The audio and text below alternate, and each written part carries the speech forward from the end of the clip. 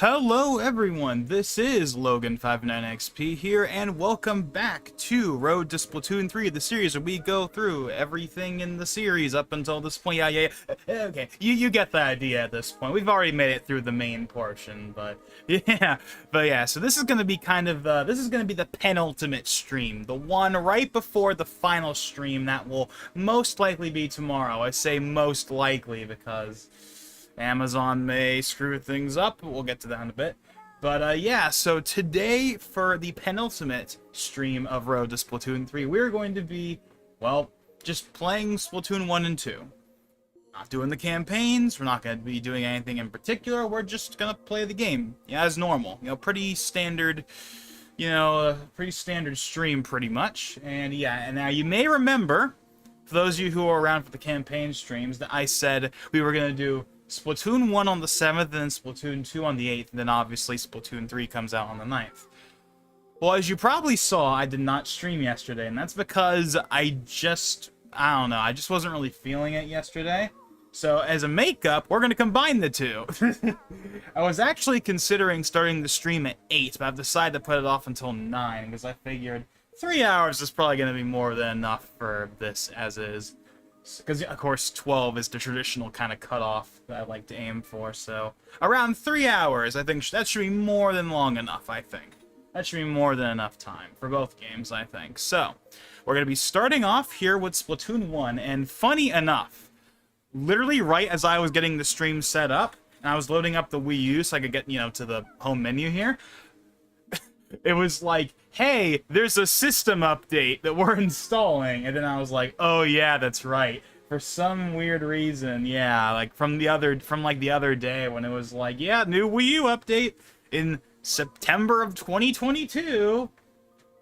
So, yeah, I installed it, obviously, and I was a little paranoid that it was going to break something, because I do have Homebrew on the console set, as you can see right there, with the Homebrew launcher and WUP installer, and the fact that I have GameCube games, and by GameCube games, I mean one GameCube game. It's just Melee, 20XX to be specific, but yes, I was a little worried, just a little, that maybe that was going to break something, but as far as I can tell, it didn't, so we're good there. But yeah, so yeah, we're gonna go ahead and we're gonna do Splatoon 1 first, and then we'll do Splatoon 2 later. And yeah, well, so yeah, pretty self-explanatory. So let's go ahead and boot up Splatoon 1. The iconic loading screen with the little. Oh yeah, by the way, this like that little track it plays on this screen. They brought it back for 3. Like, when I was looking through I have not seen... Okay, so I have not actually seen anything really yet. But I know in the Splatfest soundtrack, there was, like, a track that was literally just the loading screen from the Wii U version, basically, where it's the... it's pretty basic, but, like, I was like, yay, hey, look at that, they brought that track back, or they at least made a new version of it. However you want to call it, I'm not really sure, but yeah. And what's a little awkward about this stream is that there's actually tons of people that are already playing Splatoon 3 right now, because as I saw earlier today when I was just looking through Twitch real quick, there was like 41k concurrent views on the Splatoon 3 category, and I was like, wait, what? And then I remembered, oh yeah, that's right, Nintendo has that thing where the games come out in Australia like 12 hours before it comes out everywhere else or something. It's kind of it. Yeah, I remember like Smash Ultimate. There were people streaming like classic mode and stuff like the day before the game came out, not because of any leaks, but because like the Australian eShop just got the game like early. Like a little early, so yeah, I was like kind of like, wait, what? And it's like, oh yeah, Australian eShop. And then yeah, then of course I got the notification. It's like Splatoon 3 is now available in the Australian eShop, and I saw it's now available in the UK, and I think it's available in Japan now too. So I think the only country so far that doesn't have Splatoon 3 officially released is of course us here in the good old US of A. However, of course, in a couple hours, it will be released, so it won't be that big of a deal. And obviously, it doesn't matter to me no matter what, because I'm getting a physical copy, so I have to wait anyway. So speaking of the copy, so yeah, as I've mentioned in previous streams, I'm getting my copy from Amazon because I have some like Microsoft points I could redeem and whatnot to kind of offset the cost. I talked about that plenty in the Octa expansion streams, but I've been paying attention to the tracking on it, because obviously as the release date has come ever closer, I've been like, I wonder if it's ever going to start getting shipped. And because as of right now, it still hasn't shipped yet. And that's making me a little worried that's going to get delayed. Now, the Persona 5 Royal and Persona 5 Strikers I also got from Amazon day one. And they came on day one. Maybe a little later. I remember Strikers, I think I had to wait until like 7 or 8 p.m. for it to actually arrive, but it did come day of release. I am now wondering, oh god, what is that going to be like for Splatoon 3? Am I like 1? Will it even show up on day one? It should, but the fact that it hasn't shipped yet makes me kind of paranoid. I feel like it should have at least shipped by now, but it hasn't. And that's got me worried that, I don't know, something's amuck, you know, like maybe something's amuck there. Also, when I was looking through my shipping settings, I noticed that it was set to 2-day shipping. Even though there was a 1-day shipping option, that was free, by the way. So, of course, I saw that and I'm like, why the hell would I not want day one shipping? Why would you pre-order a game on Amazon if you didn't want it to show up day one? I don't know. So I set it to 1-day shipping, even though it should have been that by default. And I thought it was that by default, but whatever. But point is, as of right now, the game has not shipped yet. So I'm a little paranoid if it's even going to show up tomorrow. But, yeah. Okay, so turn up the volume. Alrighty then, so let's see. So I know I've mentioned in a bunch of these streams how like the 52 Gal Deco was like this. No, that's the 96. Where is it? Wait, where is it? It might be way over here because it's like a common weapon I use. Yeah, the 52 Gal Deco. This was the weapon for like ranked stuff, like Rainmaker and Tower Control. You got the Ink Strike. Like, yeah, this is it. This was like the setup. So I figured, let's go ahead and really go ahead and showcase that. Now, obviously, I haven't played this game on a regular basis in years, but every once in a while, I have booted it up just for the hell of it. I think the last time I really played this game was actually 2 years ago for Splatoon 1's 5th anniversary. Yeah, for Splatoon 1's 5th anniversary, I streamed it on Twitch, actually, and yeah, I think that was the last time I really played the game, and obviously before that point, you know, I kind of, you know, stopped playing it for a while. I mean, the Wii U pretty much stopped getting any regular playtime once Smash Ultimate came out, so and obviously Splatoon 2. But I remember going back to Splatoon 1 even after Splatoon 2 came out for various reasons, but anyways, okay, so right now I'm using this jacket.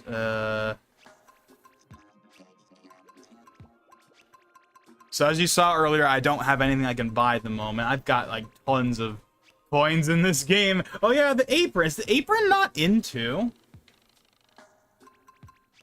I don't think the apron's in 2. Also, where is the Squid Girl outfit? Where is that? That also never came to 2, which I'm a little surprised by in a way.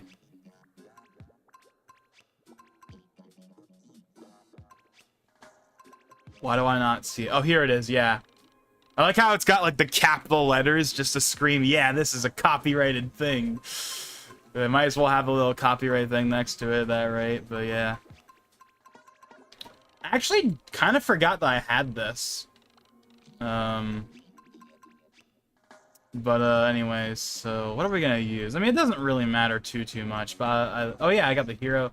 Wait, so I have the hero roller, but I do not have the hero shot, because the hero shot, you need like, oh, which amiibo is it? I think that was from, that's like one of the, I only have the Inkling Boy amiibo, and I have been meaning to let's just say obtain all of these other amiibo awards via methods. I've been meaning to do that, at least on the Switch. Like, I know on the Switch for like Mario Kart 8 how there's all those Mii skins that are behind amiibos. There's plenty of like amiibo homebrew out there where you can just like get all that stuff. I've been meaning to do that. Because like I'm not gonna pay like all that money just to get like some skins. Like, I'm just gonna use the amiibo homebrew or whatever, if I could ever figure out how to actually use it. But and that applies for Splatoon as well. Both Splatoon 1 and 2 obviously have stuff that's only behind the amiibo, and I'm not gonna buy a bunch of amiibo just to get that stuff. So like, I'm just gonna use like homebrew to get it or whatever I have to do. But at some point, again, whenever maybe I stop being lazy and actually figure out how it works. But anyways. Okay, I'm just sitting here talking. No one showed up yet, but that's not too surprising. It has been quite a bit. It's been like a good like 5 or so days since the last stream, and also I'm streaming at a later time slot than those other streams. Like, this time slot I'm streaming in right now, this is basically the time slot I would stream at normally, like 9 to 10 till like 9 to 10 at, like, as a start point, and then like 12 to 1 as an end point. That's pretty much when that's what the usual non-special, like non-direct whatever stream, like just like us playing Smash or whatever, that's when those streams would normally be at. But I did all the other streams for the Splatoon series pretty much whenever I wanted, because like, I don't know, I felt like it didn't really matter. And obviously they were pretty successful, especially that first one. I mean, that first one's at over 1,000 views now, which kind of baffles me. Like, why has it done that well? I mean, I'm glad it's done that well, but it's like, why has it done that well? But anyways, yeah, once again though, yeah, thank you to everyone that's watched all of like those streams and stuff. So I definitely appreciate it. But oh yeah, I have the samurai stuff. That's from the Boy amiibo. Okay, I'm just sitting here. Let's go ahead and just pick something. I don't want to use that jacket. I want to use something else. That's just another jacket. You know, let's use the armor jacket replica. As for this, yeah, the skull bandana, that's become kind of a staple for me in both games, I think. Like, just using some... Oh yeah, there's a Squid Girl hat. Oh, there's the Koro Koro cap. I remember that.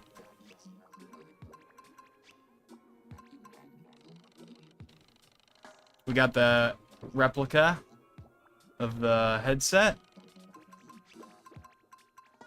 Yeah, as you get now, I've never really bothered to use like any of like these like bulky I've never really used any of those really. You couldn't really tell. Got the classic headphones. Got another bandana.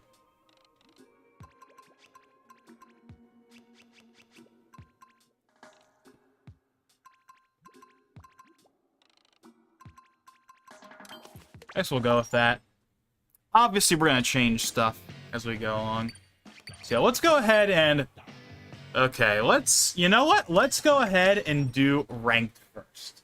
Now, I think I've mentioned this at least once in the past, but for anyone that has never heard this, I will explain it. So, back in Splatoon 1, like, your rank was, like, kind of everything. And what I mean by that is, it was really easy to lose your rank. Like ranking up in Splatoon 1 was a big deal. It was a big deal because you could lose it really quickly. If you got into a string of like really bad matches, you would just go down like crazy. Whereas in 2, that doesn't really happen because 2 has like safeguards and stuff, like how like the screen will like crack and like it'll take a couple of times for it to like really crack all the way, and even then there's like the, oh, you've made it past like the 30% mark, it'll go to that. Like there's a bunch of like the ranking system in Splatoon 2 is not as aggressive and as cutthroat as it is in the first game, which I both like because the first games was brutal, but also dislike because it's kind of too easy. Like, getting to, like, rank S. Did I ever get to, I think I got to rank S maybe, like, one time. But getting to, like, rank S in Splatoon 1 was, like, a genuine triumph. Whereas in Splatoon 2, it's, like, easy. Like, I think I have S on, like, a couple of them. I don't have S for all of them, but I know I have S for a couple.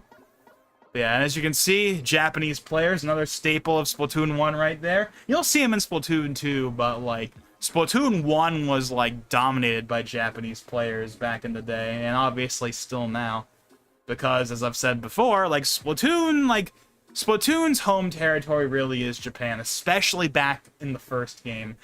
In the second game, and now the third game, it's gained more international popularity, but back in the Wii U era, for Splatoon 1, like, Japan was, like, 70% of the player base, at least for, like, stuff like this. Like for Turf War, you'll see a lot of, at least back in the day, I'm sure now it's more Japanese, but at least back in the day, you would see like a lot of American and Western players just in general in like the Turf War mode, but the second you stepped into ranked battle, the chances of seeing a Japanese player just shot up dramatically, and they were ruthless. See, as you can see, I'm at rank A, specifically 60. And as you can see, I got a crap ton of gold, and I got 49 Super Sea Snails. I have not messed with, like, upgrading that kind of stuff in, like, 2 as much. Like, in 2, I think I still have, like, 100+ Super Sea Snails. I've barely used them. Whereas in this game, I definitely use them more often, but I still got quite a few, you know, left over from the olden days, all those old Splatfests. I think I played every single Splatoon 1 Splatfest. Every single one. Whereas in 2, I was definitely a lot more sporadic. I played the first couple of Splatoon 2 Splatfests, and then I kind of just was off and on. Like, sometimes I'd play them, sometimes I didn't. But obviously, I was there for the big ones. Like, anytime there was, like, a big crossover with something, and of course, the final Splatfest I was obviously going to be there for. But anyways, okay, so our first one here is Hammerhead Bridge, which of course is returning in Splatoon 3, albeit with a visual overhaul. Unfortunately, there's no messages anymore, because of course Miiverse is long since dead.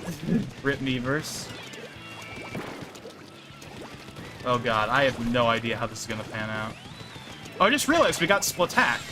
What a fitting start that we get, you know, Splatak as our first song. But yeah, I am expecting to get destroyed by these Japanese players.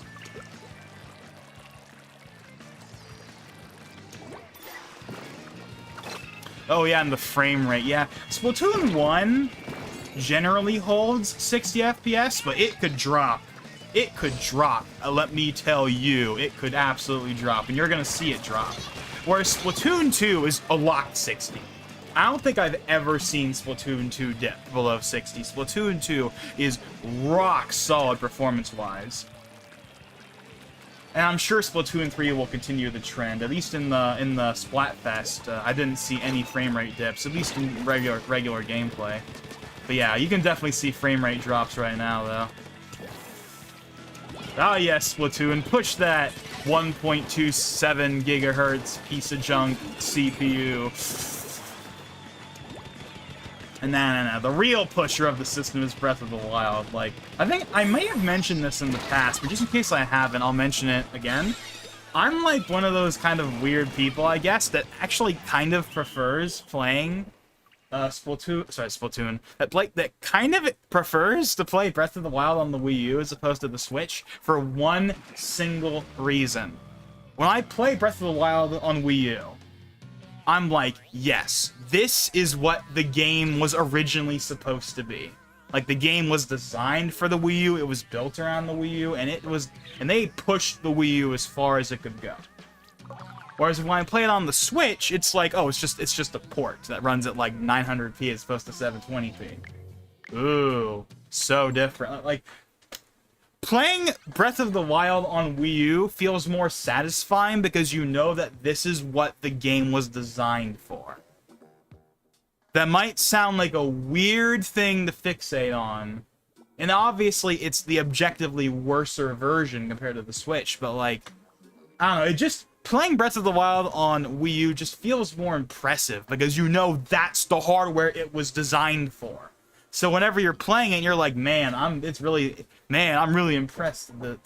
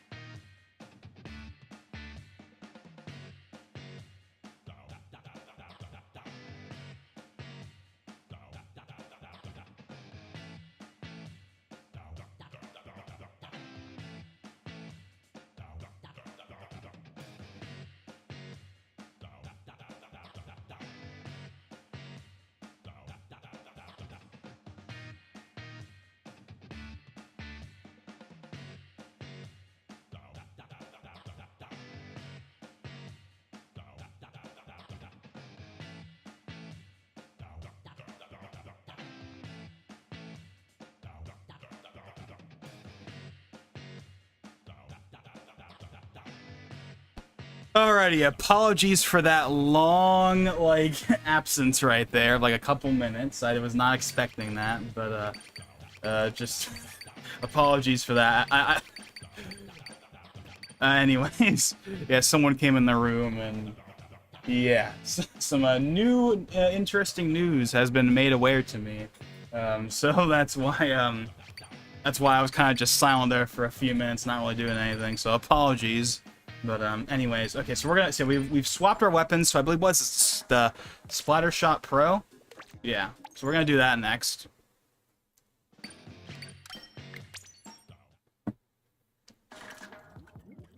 Basically, the gist of what I just learned is that apparently we're getting a new phone plan. It's like Verizon's like ultimate 5G, like best ever like phone plan, which doesn't in theory affect at least me, because my phone is an iPhone 8 Plus, and the iPhone 8 Plus doesn't support 5G. My mom has an iPhone 12 Pro, and that supports 5G, but my phone, my brother's phone, and I think my dad's phone is just LTE max. So that doesn't really affect me at the moment. Xi Jinping! That was a good one right there. Xi Jinping!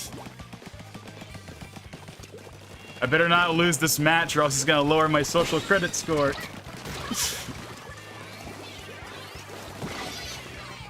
Okay, anyways, but where was I going with this? Oh yeah, so yeah, we're getting this new Verizon plan, and it's gonna have 5G and all that stuff, and you know, that's cool and all, but it doesn't personally affect me at the moment. However, apparently the bundle we're getting, which is apparently a brand new bundle that's not even publicly released just yet, although it's gonna be released very shortly.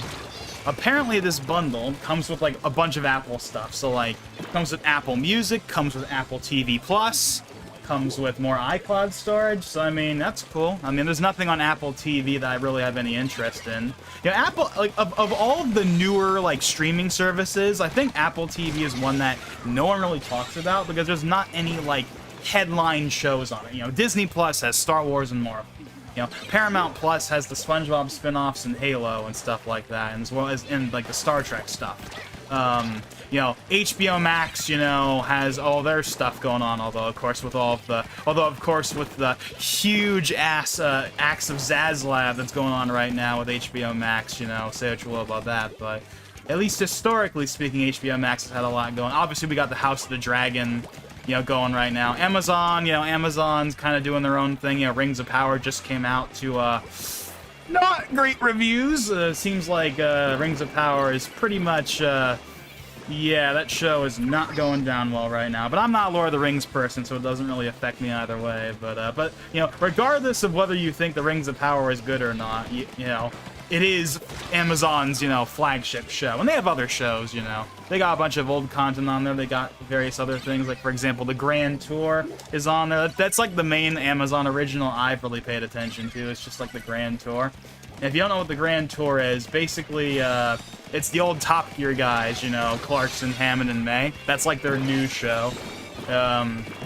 They've been doing for the last couple of years. I mean, I actually was on a big like Top Gear / like Grand Tour binge like last month. I watched a ton of clips on YouTube and like binged all of the Grand Tour up until this point. There's a new Grand Tour episode coming out actually not too long from now. It's gonna be in like Scandinavia, so I'm looking forward to that. But anyways, but yeah, the frame rate right now is just not holding up, man. And we're getting wrecked. Absolutely wrecked right now. Look at that.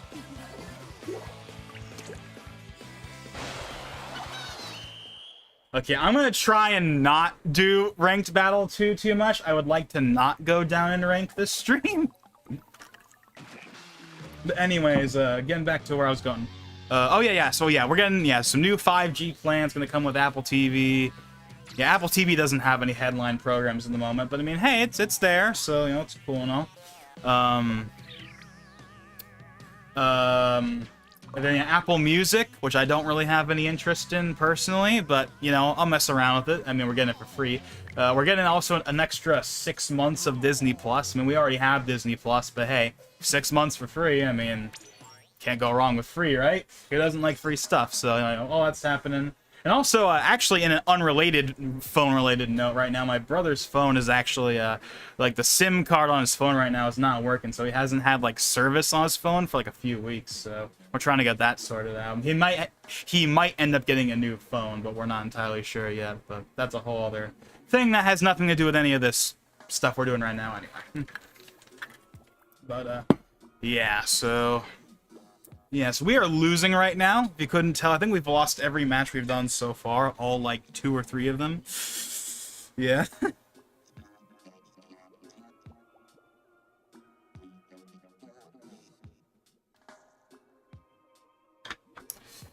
Actually, just for the heck of it, let me actually look up. Because I was looking on Verizon earlier today, just because I was like, oh yeah, it's been like 4 years since I've had the 8 Plus. Am I eligible for an upgrade or whatever? Because it has been... Like, this would have been the time, last time around, we would have started talking about phone upgrades, because I got an iPhone 6 back in 2014 when it came out, and then I used that as my main phone up until, like, the end of 2018 when we replaced them with the iPhone 8 Pluses that we have now. So it's been, like, that same amount of time in between phones, and yet, unlike the iPhone 6, the iPhone 6 was... becoming a problem by 2018. By 2018, you know, the iPhone 6 was starting to get slow. Not iPhone 4S on iOS 9 slow, but slow enough that it was starting to bother both of us. We were like, we need new phones. Like, the 6 is just not cutting it anymore. It's too slow. And so we got the 8s. But unlike the 6s in 2018, at least for me, I can't speak for my brother, although I know he's had plenty of issues with his phone. Hence the SIM card issue we're having right now. But in terms of speed, at least, my 8 Plus hasn't had any real issues. At least so far. Now, iOS 16 is just coming out, and this is the first time since iOS 13 that they have dropped support for older iPhones. So if you have an iPhone 6S or an iPhone 7, you're out of luck. You're stuck on iOS 15. Which means that the iPhone 8 Plus is now, ironically, the new, like, the iPhone 8 and the iPhone 10 are now the new, like, minimum for iOS 16. So I am expecting that since it's now the minimum, that probably means it's going to be more demanding. Because up until this point, like, iOS 13, 14, 15, they've all ran pretty good on the iPhone 8 Plus. But I think iOS 16 might be the iOS that might start causing it to crawl a little. Not too badly, but I installed the iOS like 16 public like preview or whatever like the other day, and initial impressions are it is slower than 15. Now that will probably improve over time, because I remember that's happened in the past before, where like when I used the iOS like 15 beta, I believe, before like 15 officially came out. I think I remember it being slower than 14, but as updates kind of progressed, it got a lot better. So, for all I know, this is just a launch issue, and like, as time moves on, performance will, you know, smooth itself out. But but performance doesn't improve, then this might be a sign that, you know, the iPhone 8 is officially, you know, starting to reach some kind of limit. Again, nothing that's unusable by any means, but, you know, just in general, you know, that the phone's getting at that point where the OS is starting to become, like, too hard on it. But I think one of the reasons why the phone has aged as well as it has compared to even, like, the 6 is because we have the 8 Plus. And the 8 Plus has an extra gig of RAM compared to the regular 8. And I think that's something that's one of the big reasons why I wanted to get a Plus. Was, one, the bigger screen, but also that extra gig of RAM I figured would future-proof us, so that, like, you know, in the future, we won't have to upgrade as quickly because that extra gig of RAM will help with performance. And I think, considering the fact that up until this point, up until iOS 16 at least, performance has been rock solid, I think that's an indicator that that extra gig of RAM was absolutely worth it. It could just be a coincidence. Maybe the base iPhone 8 still runs just as well as the 8 Plus, but I think that extra gig of RAM definitely helps. And of course, the newer phones have like 6 and now 8 gigs of RAM. I think the think the new phones are gonna have 6 gigs of RAM. I don't know. I don't pay attention to phone news anymore. You know, way back in the day, like back in like the early 2010s when I first got into like iPhones and stuff with my original iPhone 4S. Like I used to be obsessed with like new phone announcements and leaks and all that kind of stuff. But I would say ever since the iPhone 6, ironically enough, I haven't really cared because the iPhone 6 is when, at least for me, phones kind of plateaued in terms of like new stuff that really mattered. Like people talk about how phone companies, they just put out the same phones every year, but they're faster and they have a better camera. But at the same time, it's like, what do you want from a phone that your current phone can't already do? We have plateaued. That's the problem. We have plateaued in like mainstream new features, not gimmicky stuff, like mainstream new features that people actually want. Like most people's phones do everything they need them to do. That's why people are not rushing out to upgrade their new phones every year like they used to. I mean, obviously plenty of people still do for various reasons, but like I don't feel a need to upgrade my phone. Like the only time I upgrade my phone now is just like when the current phone gets too slow. But in terms of features, like my iPhone 8 Plus, as long as it runs fast, I just use it to watch YouTube videos and browse like the internet. And the iPhone 8 Plus does that really well still, 4 years later. Again, it might start to be hampered a bit with iOS 16, but we'll have to see how that pans out in the end. But yeah, I know that like the other day Apple held their obligatory September iPhone reveal event that they've been doing for many years now. And what a shocker, it's basically just the previous phone, but faster processor. If you have the Pro model, the regular one just has the old processor for some weird reason. And then like there's the dynamic islands thing that people have been memeing. But you know what? It is like as you know, blatantly of a marketing name Dynamic Islands is. I have to give Apple credit. The functionality, at least on paper, looks kind of cool. Like dumb name aside, dumb gimmicky name aside, the actual functionality seems kind of cool, and it's kind of a neat way of like offsetting the notch being the notch. Like, the notch is still there. Like, that's the main thing I want. If you were to ask me, what do I want from Apple in a new iPhone? Well, basically, it's the two things everyone wants. USB-C, not on the cable, on the actual phone. Which we apparently will be getting because the EU is forcing their hands, so that's cool. But, and also, like, removing the notch. Or at least making it, like, not, like, in your face. And I think that the 14 is their first attempt at trying to refine the notch into something that's not as, like, blatant. But I just want the notch either gone or, like, give me the pinhole. I know a bunch of Android phones have, like, the little pinhole where it's just the camera. Like, honestly, I could probably live with that if we got that. But we're probably not going to be getting that for a while, so I don't know. Now, you might say, okay, well, what about, like, the iPhone SE? Isn't that kind of, like, the natural successor to the iPhone 8?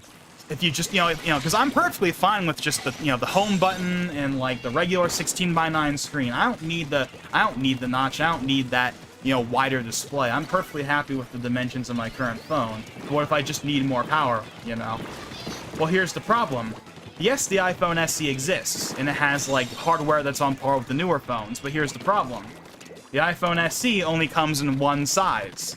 The standard, like, 4.7 inches that the iPhone 6, 7, and 8 had. There's no iPhone SE Plus. So, if I went to an iPhone SE, I'd be going down in screen size, which I'm obviously not going to do. So, my only real option is just to get, like, an iPhone 12 or iPhone 13, whatever. And I'm not against doing that, but it does mean I'm gonna have to get used to the notch and the new gestures, like not having the home button. So that'll be a little annoying, but I don't know. Well, we'll figure that out when the time comes. Again, the iPhone 8 has been working just fine so far, but I'm definitely not opposed to an upgrade, especially if iOS 16 starts to feel like it's being, like this, if it starts to feel like it's not gonna get any better in terms of performance. Anyways, okay, we actually got a win. Here. Sweet. 50-minute mark, no one showed up yet. Oh well. Hopefully someone will show up at some point. Maybe when we get to Splatoon 2, people will show up. I know that there was a couple of people in the previous streams that were like, yeah, I want to do like some private battles and stuff, and I was like, yeah, we'll do that later. So I don't know. Hopefully they'll show up. We can do that. Obviously, we'll do stuff for Splatoon 3 when that comes out, but yeah. But yeah, so yeah, I don't talk about phones that much because I don't really care anymore, you know? I get a phone, it does what I want, and I don't think about phones ever again until the next upgrade cycle happens in like 4 or 5 years when the current phone is too slow. And we might, in the beginning of that may be happening soon, but again, we'll see what happens. But yeah, as long as performance doesn't absolutely tank, I'm still perfectly fine with the 8 Plus, but at the same time, I'd be lying if I said that a new phone wasn't tempting. But not exactly high on the priority list. But yeah, I don't talk about phones because, you know, there's not really much to say about them, you know, at this point, you know. We haven't had a radical design change since 2017. And we haven't had, like, a big, like, I am genuinely excited for this change since 2014. Like, the iPhone 6 was the peak for me. If all iPhones were the iPhone 6 for the rest of time, I would have probably been okay with that. But I get that's boring and it's not innovative and they want to do something new because Apple likes to do new things, for better or for worse. But, yeah. And you might say, well, why not an Android phone? I could do an Android phone. I'm not opposed to going to Android, but I feel like I'm too entrenched in the Apple ecosystem to, like, you know, I've been using iPhones for almost a decade now, and I have no problems with iOS. Like, again, it does everything I need it to do. If I wanted to mess with some of the stuff Android had, sure. But I literally just use my phone for, like, YouTube videos and stuff. And, like YouTube videos and streams and things like that. Like, basic stuff. Basic stuff. I don't need to switch to Android to just use the basics. But, anyways, enough of that. Enough with all that.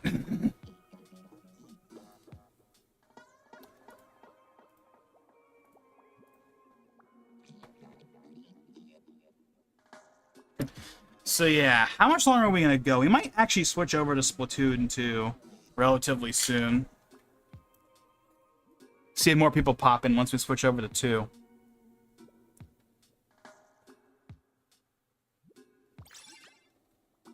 What the heck? There's no name. Yeah, plus I don't wanna kill my my ranking too much, so I kind of want. Actually, we'll do some Turf War after this. We'll do some Turf War, and then we'll go ahead and head over to Splatoon 2. And hope and pray I don't get spoiled in the lobby. Yeah. Okay. So okay. So I have been spoiled on some things from the campaign. Nothing super, like, I don't know who the final boss is or anything like that, but I do know of 2 bosses in Splatoon 3. I will not tell you who they are, obviously, but I do know who. I know one is definitely a boss, and the other one, I don't know if it's a boss, but I'm guessing based on the picture I saw that it is. And that's all I'm gonna say. That's all I know. I don't know the final. Okay, no. That's a lie. I know one other thing about the campaign. Again, I won't say what it is, but I do. It's not a boss. It's something else. But I do know one other thing about the campaign. Again, it's nothing like earth-shattering. Like, but I do. So I technically know 3 things. I know 2 bosses, I think, and I know one other thing. And I won't tell you anything about it, obviously. I've been trying to avoid spoilers, and I haven't gotten any super big ones just yet, but we'll see. We shall see how that pans out. But I have heard that apparently in the Splatoon 2 lobby, people are starting to post spoilers. So hopefully we don't see any when we head over there in a bit.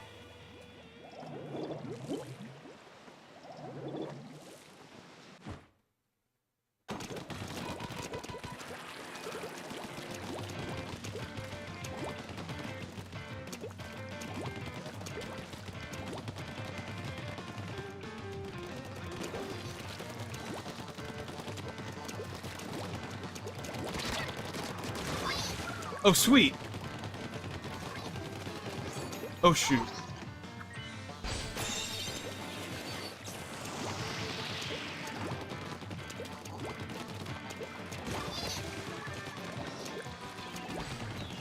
Man, why do Splatoon 1 matches feel so intense? Like, oh, like, Jesus.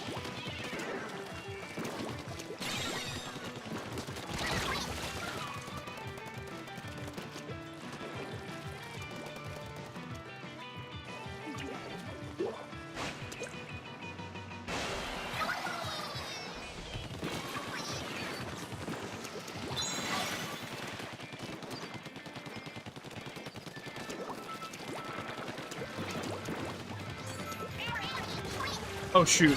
No!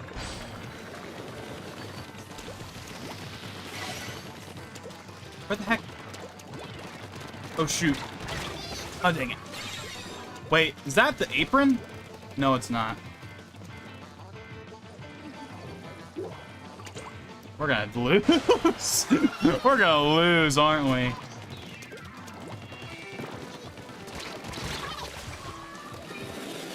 So many ink strikes.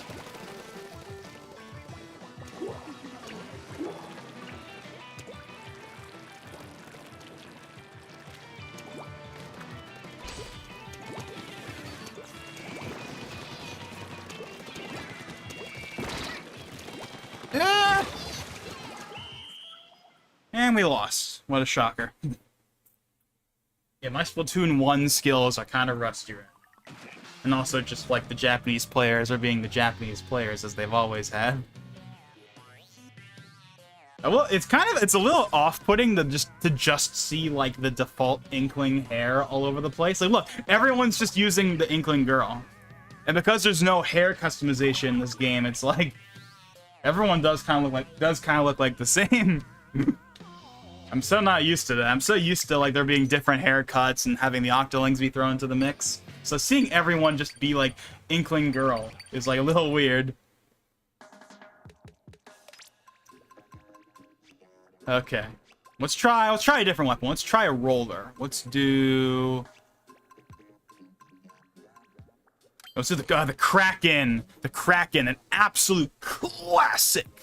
Absolute classic that they're sort of resurrecting with like that new shark one in Splatoon 3, but yeah, Kraken, absolute classic one right there. Let's go and change to I guess I guess we'll do that.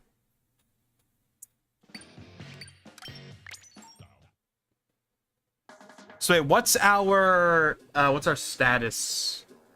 Are we at 35? I want to say it's 35. It's 28. I want to see if we can push it back up to what was it at 50? No, it was at 60 when we started. I want to see if I can push it back up to that. Probably not, but still. I'd like to be able to push it up a little higher.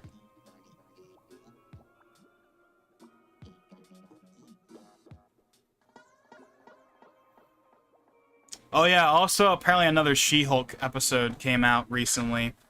Once again, haven't watched it. I'm just waiting for the series to be out and then I'll watch it then. But yeah, I'm sure I've said this in one of the previous streams when I mentioned She-Hulk, but yeah. Reception of that show has not been great. That's all I can really say about it. Again, I haven't seen it myself yet. But yeah, it seems like that show, like, that is easily the most divisive thing so far. At least in terms of the shows. That is easily the most divisive thing so far. By easily. And honestly, I've reached the point now where I don't even really care about spoilers. Like, normally I'm, like, super paranoid about getting spoiled for a new episode of something. But for She-Hulk, I'm just like, Wong's in it. Daredevil. Okay, we knew Daredevil was gonna be in it. All of these like characters are in it or whatever. Yeah, whatever. Cool. I don't care. Like, I kind of don't care about getting spoiled about this show. This is like this is the first show where I haven't cared about getting spoiled because I just don't care enough to care about getting spoiled, if that makes any sense. But again, I'll judge the show when I actually watch it, when it's all done, so I can binge it. But my guess, at least so far is that's gonna be the show I like the least so far. But again, we'll see. Oh yeah, and yes, I have seen the freaking like twerk thing. Yeah, that's. I haven't actually watched anything, but I've seen the screenshot, and of course, yeah, that's pretty dumb. Pretty dumb. That's probably gonna be the thing the show is remembered the most for, unless it butchers Daredevil. Well, or butchers in quotes Daredevil. I know I kind of talked about this in like a previous stream, but like I'm sure that's something people are gonna be wondering is like, you know, how is Daredevil gonna be because did I just say I just said that? Bleh, I can't talk right now. Like how is Daredevil gonna be how is Daredevil going to be handed? There we go. I haven't, again, like I said in the previous stream, I haven't seen the show. I haven't seen it. So I don't have any real... I don't really have any basis to base the character on for whether or not what we see is going to be good or not. But I don't know. With how divisive Kingpin was in Hawkeye, I don't know. And with how incredibly, like, not well received She-Hulk has been so far. I don't know. Again, I haven't seen the show yet. I will reserve my judgment until then, but it's not looking good. But, yeah, so we're at 10:05. So here's what we're probably going to do. I think we're going to split this up. Okay, so we're doing this for basically 3 hours, right? So here's what we're going to do. We're going to go until 10:30 for Splatoon 1, and then we're going to hop over to Splatoon 2 for the second half. So each game will get an hour and 30 minutes, basically. Or something along those lines.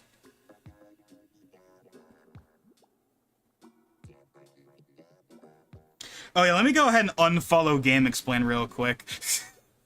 Because they're probably going to start... Because I see something on screen that says all sunken scrolls in Splatoon 3, and it's like, okay, reminder to unfollow Game Explain until I've actually beaten the campaign, so I don't get completely and totally spoiled with some... I don't think Game Explain would do a bad thumbnail, unlike some other channels. Where they don't attempt to hide anything. I think they do attempt that. They'll probably just do, like, Splatoon 3 final boss, and they'll have, like, a picture of Captain Falcon, because that's, like, the running meme with Game Explain for their thumbnails is Captain Falcon. So they'd probably do something like that. I probably wouldn't actually get spoiled, but I'd rather not take the chance. I'm just gonna unfollow Game Explain temporarily until I've actually played the campaign. And then, well, you know, I'll be fine. Speaking of the campaign, so I know I've mentioned before, I've been, you know, debating whether or not I want to stream the campaign or not, and right now I am leaning towards streaming it. But I'm not sure how long those streams would be, because all of the previous campaigns were 2 streams. Splatoon 3, I don't know how long the campaign is. I imagine it's not much longer than the other campaigns, but see, under normal circumstances, I wouldn't have to worry about how long it is. But the problem is, I now have, like, actual things that I need to do that isn't just, like, playing games. And so because of that, I, like, actually need to make sure I have time to do those other things that I need to do. So I can't just stream, like, all the time. I have to, like, plan it out and be like, okay, we're gonna stream on this day, and then on this day I'll work on other things, then this day we'll stream again. So I'm like, I want to make sure that, you know, that whole thing doesn't completely fall in half because of the streams, basically. So that's why that's the main reason why I've been a little hesitant on, like, the Splatoon 3 campaign stream, is like I just want to make sure that, like, that's Tom Holland. I want to make sure, you know, that all that stuff is planned out right. And there is the indicator. I was waiting for... So that took us, like, what? Oh, like an hour? About an hour for the battery to get into the red? Okay. Well, that's okay, because I got a charger right here. There we go. Oh, yeah, that's right. You can't fling in this game. I'm so used to being able to do that.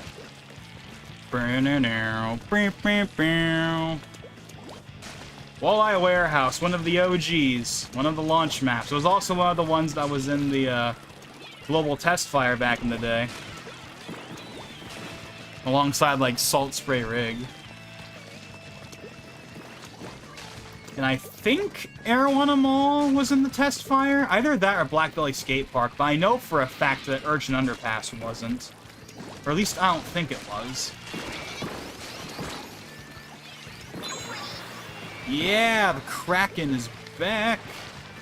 The crack is back.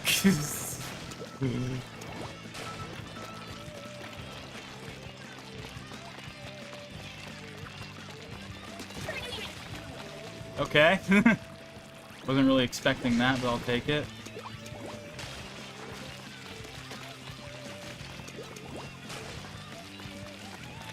Oh yeah, do we know if that new version of Splatoon actually plays in the multiplayer, or is that just for like a specific like campaign scene or something? I mean, I imagine it's in the multiplayer, but I don't know.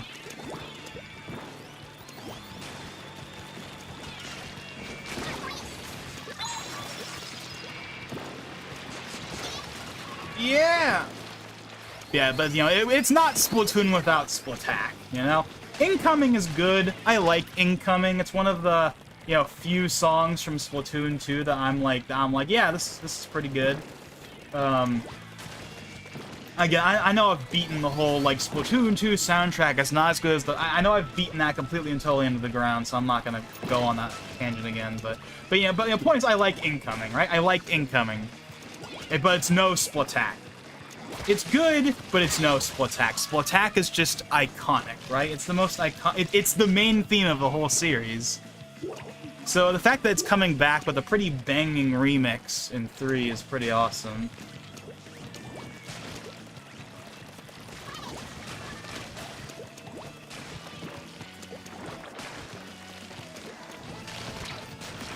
Ah!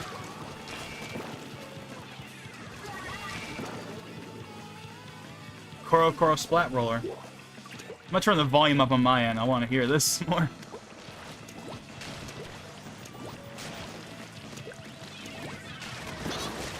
Yeah, not being able to fling, that's definitely a downside to the rollers in the first game, when you can't fling.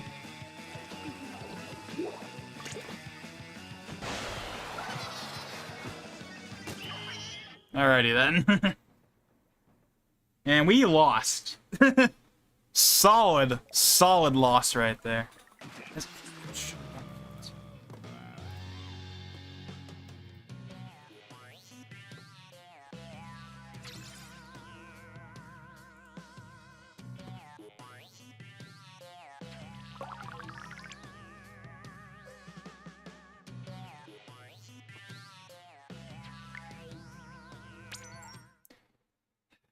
We're like an hour in now, no one's shown up yet. That's really unfortunate. I was hoping that we'd see like Neko or some of the other guys pop in and we could do some private matches. Oh well. You can't win them all. I mean, with how successful the previous streams were, I guess it was inevitable that I was going to have to give eventually. I mean, the Splatoon 3 stream, when we do that tomorrow, hopefully, assuming Amazon doesn't screw up my delivery, people are gonna be there for that. Absolutely. But this one's been kind of a dud so far. No one's shown up. It's been kind of dead. I'm just kind of talking to myself here, which is unfortunate. But again, you can't win them all. I guess you can't win them all. With how successful those previous streams were, it was inevitable that it was going to give at some point. Let's just hope that it doesn't give even more tomorrow. But nah. People will be there tomorrow. People will be there tomorrow. Absolutely. I mean, come on, it's a launch day. There's obviously going to be people. But I mean, I would really like I really wish there was someone right here, right now, though. Maybe once we hop over to Splatoon 2 later, maybe some people will show up then. Because I'm sure there are going to be more people out there with Switches hooked up than Wii U's, obviously. So maybe they'd be more interested in that. I don't know. Or maybe people are just too busy watching Splatoon 3 streams right now from, like, the Australian release. It could be that, too. Obviously. That's one of the downsides of playing, like, one of the old games, like, when the new game is basically out, but not really out, is that, like, who's gonna want to watch your stream when you're playing 1 or 2, when all of these streamers on Twitch or whatever, I mean, we're streaming on YouTube, but, you know, all these streamers on Twitch are streaming the third game because they got the Australian copy from the eShop, you know? But again, maybe someone will show up later. We'll see.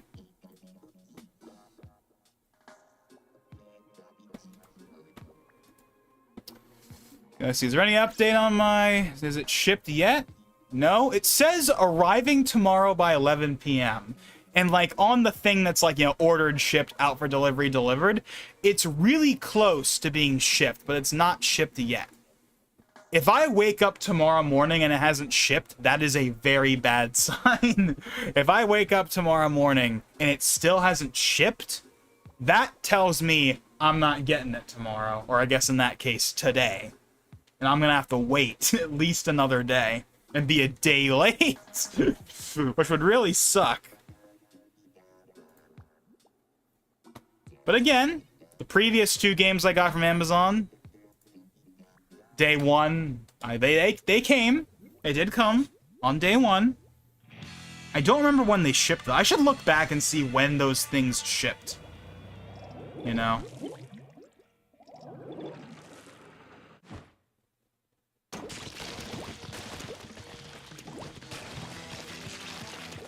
You know something I just kind of remembered?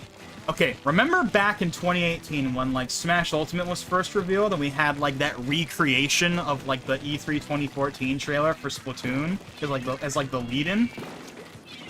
I remember a lot of people were like, Splatoon 1 on Switch? And, of course, at the time, with Splatoon 2 being, you know, fresh in everyone's minds, I was like, why the hell would they port Splatoon 1? They can just bring maps to Splatoon 2. But here's the interesting thing. 5 years later, well, almost 5 years later. It's not quite the 5-year mark, but like 4 to 5 years later. 4.5 years later. Now, I'm honestly, as dumb as it might sound, I kind of would want a Splatoon 1 port on Switch, or at least a newer console in general. For one simple reason. Not because it would look better, not because it would run better. I mean, it would look and run better. But no, specifically so the online can be preserved, because the Wii U's online is going to get shut down eventually. I mean, the Switch's online is going to get shut down eventually as well, but, like, I am a little concerned that the Wii U's online expiration date is sooner than I'd like. Obviously, the eShops are going away. We know that, right? But I am concerned that the online will not be too far behind. Like, maybe, like, 2024, they're gonna shut down the online, which would really suck. I mean, it's inevitable, but it would still suck. And for most other, like, first-party Wii U games, this wouldn't matter. You know, Mario Kart 8, we have the Switch version. Smash Wii U, Smash Ultimate exists. Splatoon 1? I mean, yeah, we have newer maps and stuff in Splatoon 2 and 3, but Splatoon 1... It's a... Splatoon 2 does not replace Splatoon 1. Smash Ultimate replaces Smash Wii U. But Splatoon 2, and honestly, I'll even go as far as to say, even before the game is officially released, 3. None of those are going to recreate the original Splatoon 1 experience. So if you want to play the original Splatoon 1 experience, you have to play Splatoon 1 on the Wii U. Which obviously, not that many people have, and even if they do have it, they're probably not going to want to boot it up, you know? Like, why would they want to boot up their Wii U? You know, it's just more convenient to have it on the Switch. So honestly, even though it might sound really dumb and pointless, and they're not gonna do this. I want to make that crystal clear. They are not gonna do this. But honestly, if like in the September Direct, for some weird reason, even though 3 is just coming out, they were like, Splatoon 1 is gonna be coming to Switch in 2024. Or sorry, 2023. I'd be like, hell yeah, that game is not gonna die on Wii U. We'll have the entire trilogy on one platform, you know? It's kind of like how we have all the Xenoblade, okay, most of the Xenoblade games, looking at UX. But, you know, we had Xenoblade 2, then we had Xenoblade, you know, Chronicles Definitive Edition, which was like a half remake, half port. And then now we have Xenoblade 3, and now everyone's just waiting on Xenoblade X to get a port. But we have, like, the core trilogy, the core, like, main canon trilogy, because X is kind of its own thing, right? So we have, like, we have the core trilogy on Switch, it would be kind of cool to have that for Splatoon, even though it makes a lot less sense, because Splatoon is primarily a multiplayer-focused game. And obviously, how many people would actually buy Splatoon 1 on Switch? Like, especially at the full price you know they would charge for it. Honestly, I'm not even sure if I could justify that. For as much as I love Splatoon 1, I'm not even sure if I could justify $60 for Splatoon 1 again, like 7, 8, 9 years later. As much as I would like to have it preserved and not be trapped on Wii U. So, I don't know. I don't know. It's just a random thing I thought of, like, that they're not gonna port it. It makes no sense whatsoever to port it when they can just bring over more old maps. And Splatoon 3 exists, so, like, it's gonna be supported for years. But maybe, like, down the line. Maybe like, when the Switch 2 is, like, on... Maybe when the Switch 2 is, you know, once that's a thing. Maybe then, just for the hell of it, they'll be like, you know what? Splatoon 1... on, like, the Switch 2, and it runs at, like, 4K with DLSS, and with, like, a solid 60 FPS or whatever. That'd be cool, and we would have the... But, see, here's another... Well, actually, no. I just realized the biggest problem with having a Splatoon 1 port on like, Switch or whatever. The Splatfests wouldn't be there. So it would just be... all of the existing content. There would be nothing new. So it would only appeal to people that have played Splatoon 1 on Wii U and want to play it on a newer system without having to dig up their old Wii U's again. But for any new players, there's no reason to get 1 when 3 exists and 2 exists, and also, like, Splatfests are done for Splatoon 1. They've been done for a long time now, so I don't know. So yeah, I don't know. It'd be cool if we got a Splatoon 1 port at some point, because I really don't want this game to die. It's gonna die eventually. The servers are gonna get shut down, but I don't want this game to die. This game is special to me, and I don't want to see it fall into the ether, because Splatoon 2 does not replace it. Like, Ultimate's, I mean, okay, Wii U's online dying, oh, that's not a big deal. 1's online dying is a big deal, because that's the whole game. Yeah, not literally, there's the single player, but, like, the core of the game is the multiplayer.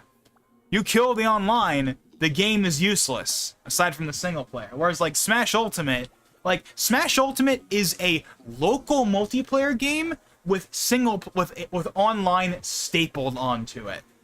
Splatoon 1 is a multiplayer game with a single player, like, stapled onto it. Once the servers go down, there's not gonna be much of a reason to go back to Splatoon 1.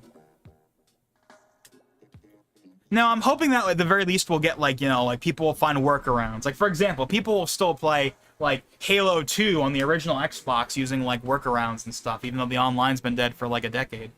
Maybe we'll get that. Maybe people will find. Maybe people will make custom servers, and they'll be like homebrew that lets you, like, use custom servers in Splatoon 1. Or maybe like on Cemu, people will make, like, LANs on Cemu or something. I don't know. But I don't know. I want Splatoon 1 to be preserved. And I know that it probably doesn't have too much longer to go, if I'm being honest. The online for the Wii U in general is probably not going to be around for too much longer.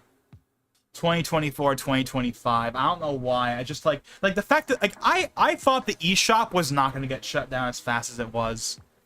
Less because of the Wii U and more because of the 3DS. Because the Wii U and the 3DS's online is like the same, so they can't shut down one without shutting down the other.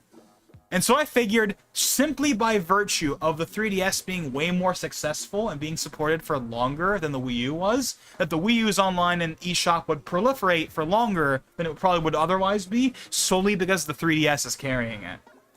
And yet, like, 2 years after they officially discontinued the 3DS, they're killing the eShop already, which just feels weird. Like, I feel like I thought it wouldn't happen for at least a few more years, but, like, already?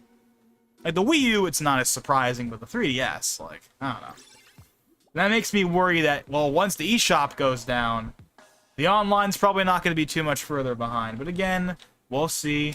Like, if anything, I thought it would be the other way around. I thought that online play would go down first, and then it would be the eShop after. Because that's what happened with the Wii. Like, the Wii and DS's online was shut down in 2014. Now, to be fair, that was because of GameSpy shutting down. That wasn't really Nintendo's fault, so to speak.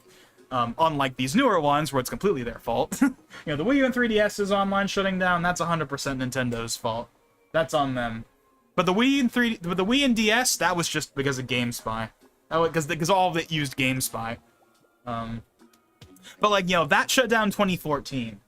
But then the DSi shop didn't shut down until, like, 2016. And then the Wii eShop didn't shut down... The Wii eShop. The Wii Shop channel didn't shut down until, like...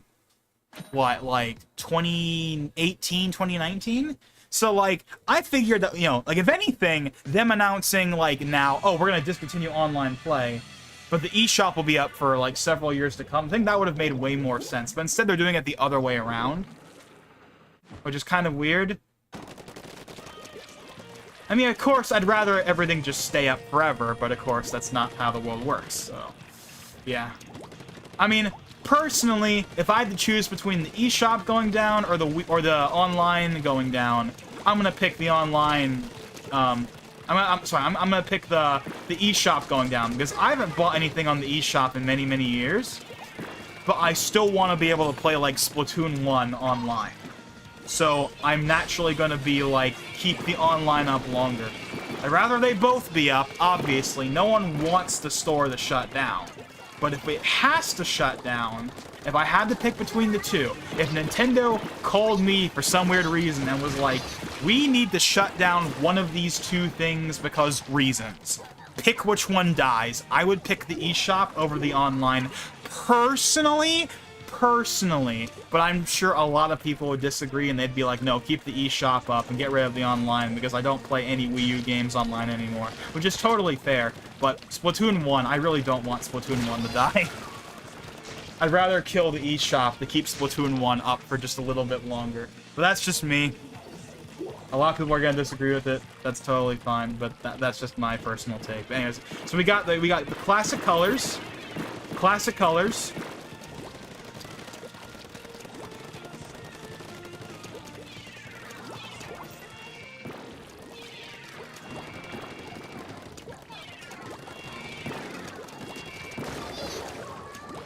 Performance has actually been fairly stable. Maybe it's just in like when there's like tons of like ink strikes going off and stuff. Maybe that's when the performance. Oh, dang it! I did not mean to do that. That was the wrong location, but whatever.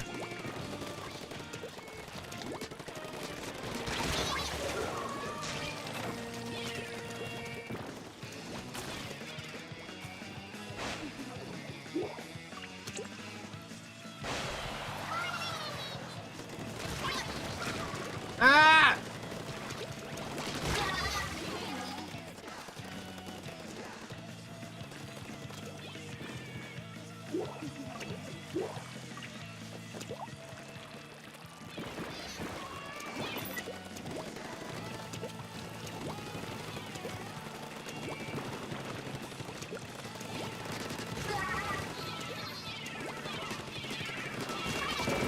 Oh! Oh, go back. I see there's it's a spawner over there, or a beacon, or whatever you want to call it. Man, okay, I know I've beaten this completely and totally on the ground, but I can't stop talking about it. The controls in this game are so responsive. I wish they were this responsive in the other games. Ugh. Again, that whole thing of you tilt the gamepad, it goes immediately. There is no delay. In 2 and 3, there's a little bit of delay. Not that much, but it's noticeable enough that it, like, if you've played the first game to death like I have, it drives you kind of crazy. Because it's like, why is it not as responsive? Why is it not as responsive as the first game? It should be, and it isn't. Okay, so we're going to do one more match in 1, and then we're going to hop over to 2. And hopefully people will start showing up then, but we'll see.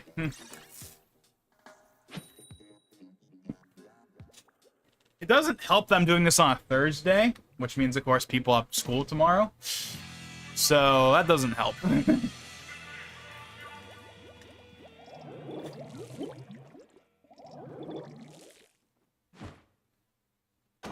So, I mean, they're probably not going to stay up and just, you know, watch me play some multiplayer or even do private battles, maybe.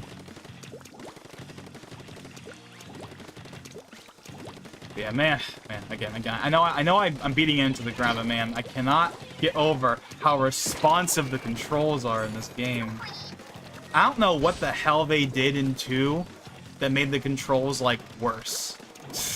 Like, I don't know what they did, but they did something. Now, actually, to be completely fair, I remember I got a comment on one of the streams that was like, yeah, I agree with, like, the controls not being as good in 2.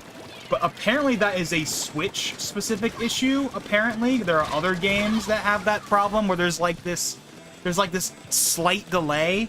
There's like ever so slight, that apparently is not a Splatoon 2 specific issue. I cannot confirm that, but supposedly,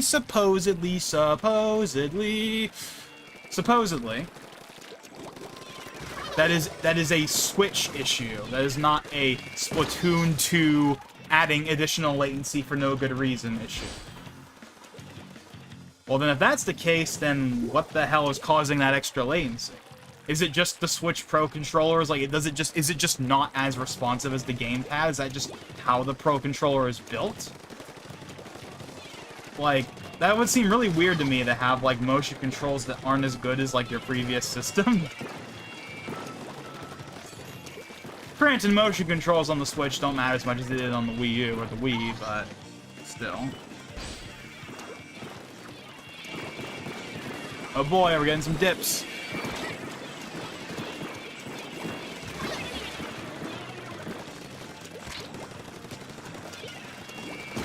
Ah, dang it.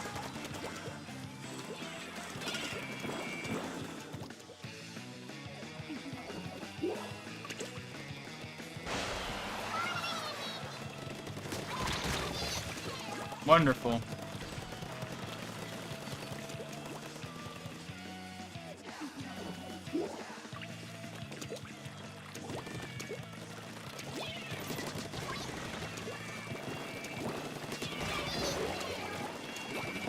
Oh, hold on. Yeah! Hold on, can we turn this around? Are we gonna be able to turn this around in the final moments, or not? Come on, come- no, dang it, I want to see if I can get 3. I don't know about this.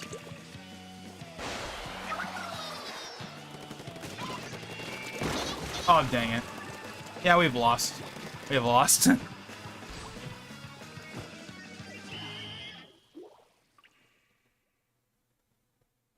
Yep. We tried at the end, but not good enough.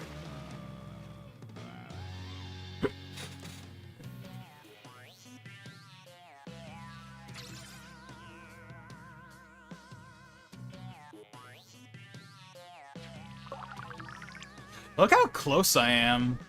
I kind of want to go until I rank up. I'm close enough to ranking up that I kind of want to keep going until we rank up. Just for the heck of it, right? And then we move over to 2, because why not?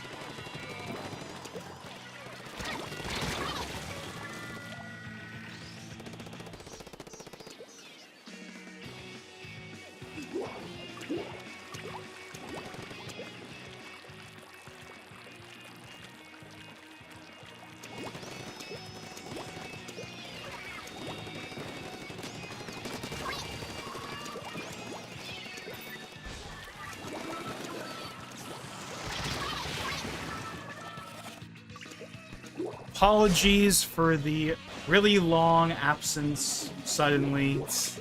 Again, interruption where I basically have to keep the mic off for like 5 minutes. Man, this stream is really not going that long. No one has shown up yet, and I keep getting like interrupted for long stretches of time. I think I might just unlist this one. I don't think this one's gonna be worth keeping up after the fact if things kind of keep going the way they are. This one, I might just scrap this stream once it's all done, if nothing really changes. Not like it's all that important anyway. It's like easily the least important stream of all of the Road to Splatoon 3 streams I've done so far. You know, so it's not like it's that big of a deal if it has to be scrapped. I guess it didn't really work out. And again, you know, I guess I had to give at some point after that like winning streak I had going, but still kind of annoying.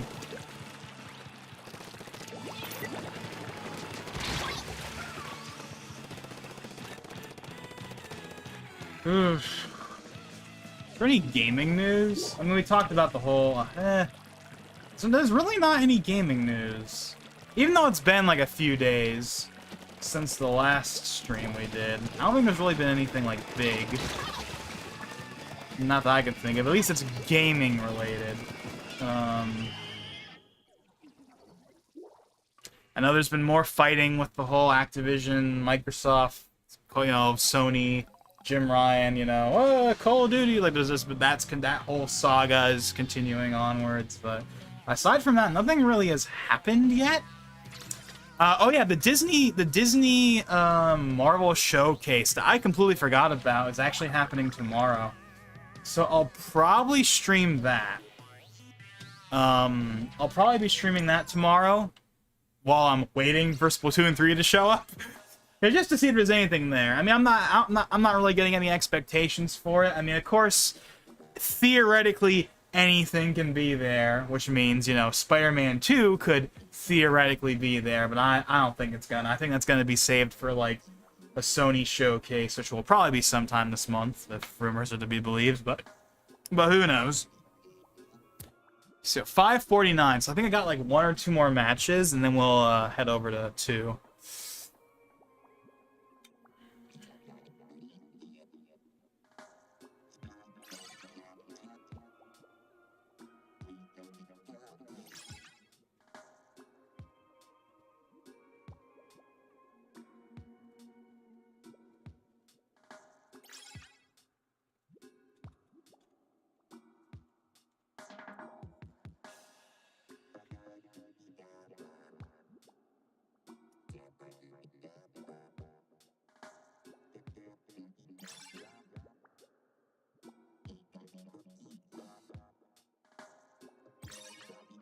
Yeah, a lot of Japanese players. Like I said, though, that's really not that surprising.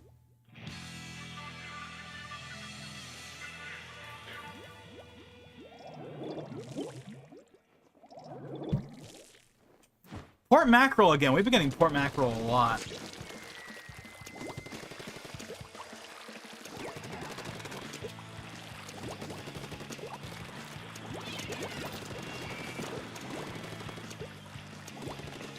Oh yeah, if this was Splatoon 2, then like the sponges would be right here. Huh. Kinda used to having the sponges there, so I'm kinda surprised I didn't really notice earlier. Oh, Splatack! We got Splatack going.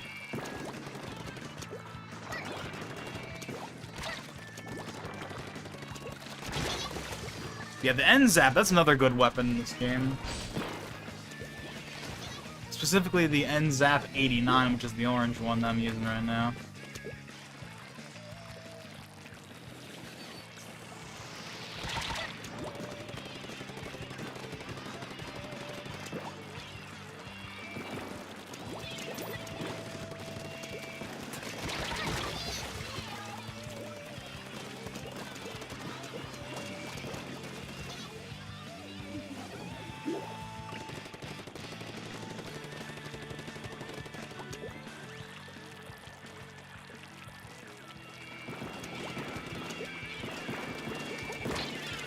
Whoa.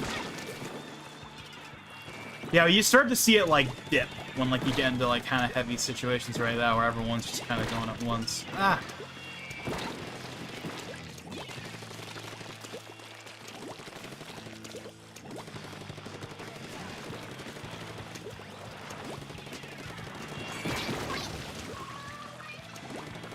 Meh, meh, meh.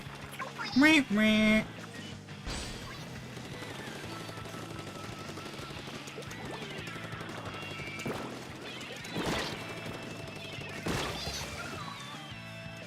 Yeah, so far we are definitely winning right now.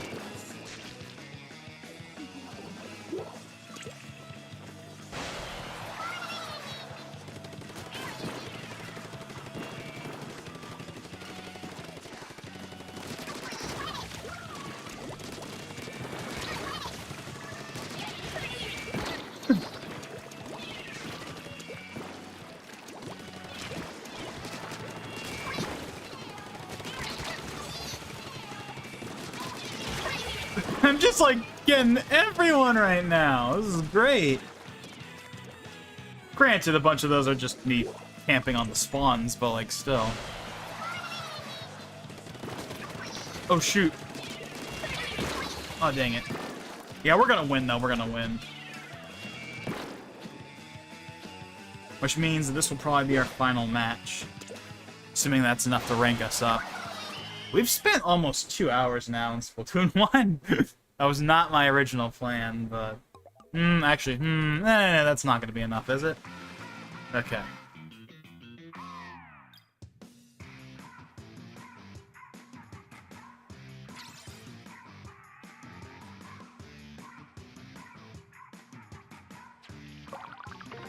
There we go. Level up. That's probably gonna be the last time I ever level up in this game. Okay, that's good enough for me. We've spent more than long enough in this game. It was nice to come back to it again. Splatoon 1 is a special game to me. Just something about it that I really like. But let's go ahead and head off of the long-dead Wii U. Let's head over to the console that people are actually using, and the console we're gonna be using tomorrow. And that, of course, is the current Nintendo console, the Nintendo Switch, released on March 3rd, 2017. Here it is. Now, before we go any further, since I've been sitting here for 2 hours, we're going to go and we're going to take a quick break. Not like anyone's here anyway, but if anyone is actually watching, thank you for watching. But as far as I can tell, no one's really watching right now anyway. But anyways, we're going to take a little break real quick, so I'll be back in a minute or so. So don't go anywhere, all 2 of you watching this, if I'm lucky. Anyways, I'll see you in a bit.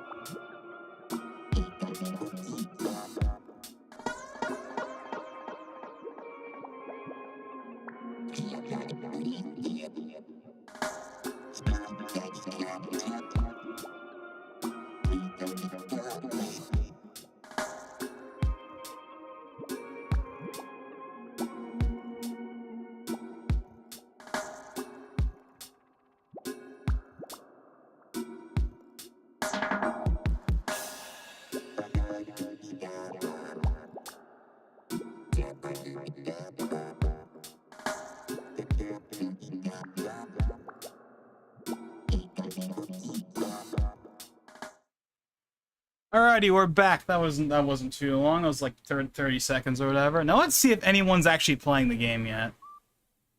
Is anyone playing the game yet? It's on my friends list. Aha!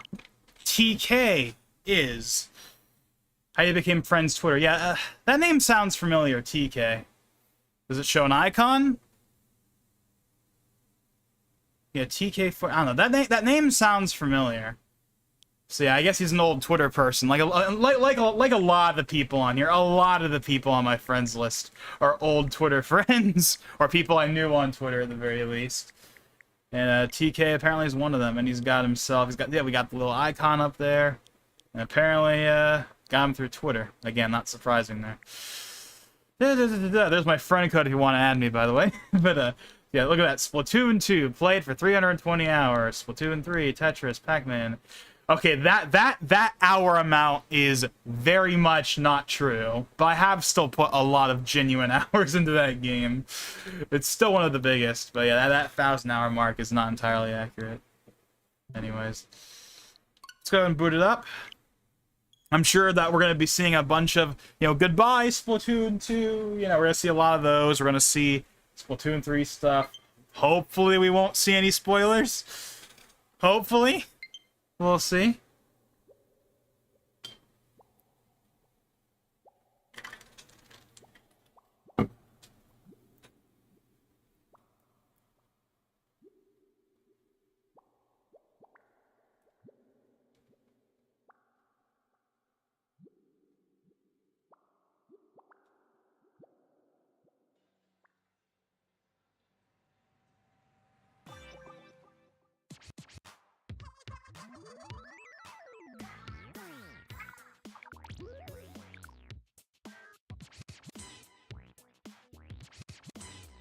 Moray Towers. Got Moray Towers. Walleye Warehouse. I can't trigger fish. Okay, both of those are, of course, 1 maps. And we've just done a couple of matches in Walleye Warehouse, so... yeah. Then there's the League Battle stuff, but that's not gonna really affect us. A Black Belly Skate Park! A lot of 1 stages right now. It's just Gobi Arena. That's the only Splatoon 2 stage that's playable right now.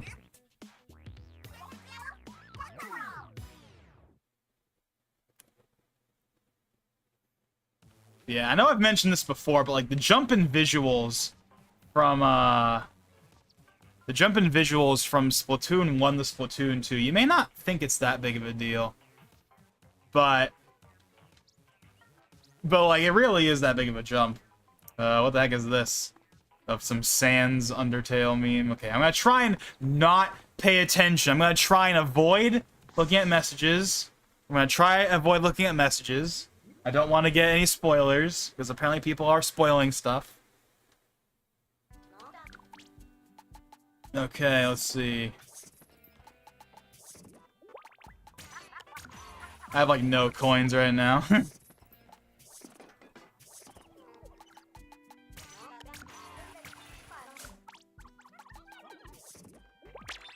So I'm going to try and not look at anything. I'm going to try and not do that. We're going to look straight at the ground. We're going to hop right into the lobby. I'm not taking any chances.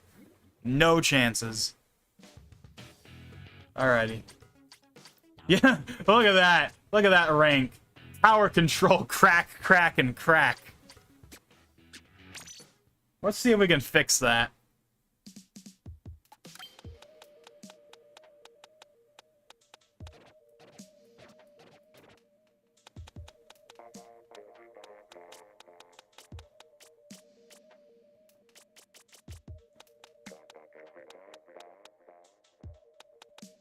Yeah, look, there's the skull bandana, and look, a jacket. Wow. So different from what I was using earlier. Okay. Actually, no, that's the jacket I think I was using in the first game. Looks a lot better in this game, though. But then again, that's not really a shocker. Yeah,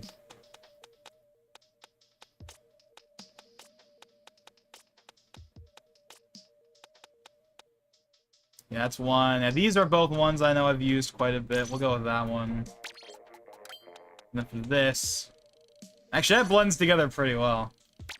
As for weapon... Oh yeah, the sculptures. The sculptures are so good. I'm gonna try and not use them. Go with the end zap. I know we were just using it in the first game, but like... Why not? Tower control. Let's see if we can fix that ranking a little.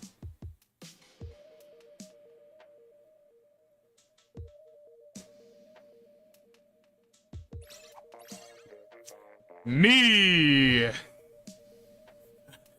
the like Mario and like Sonic games. Next up, me.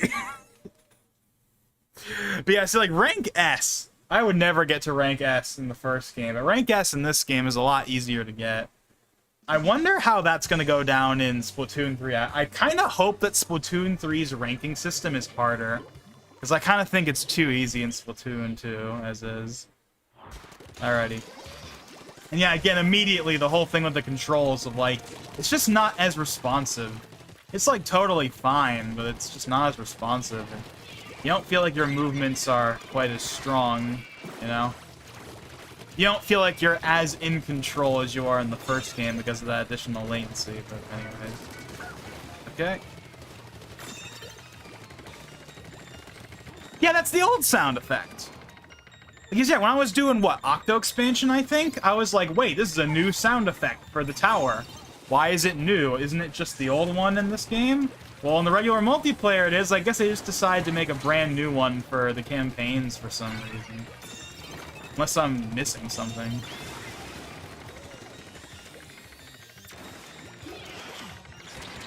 Ah! But yeah, aren't the checkpoints new? I want to say the checkpoints are new. I don't think that was in the first game. Could be wrong about that. Ah, dang it.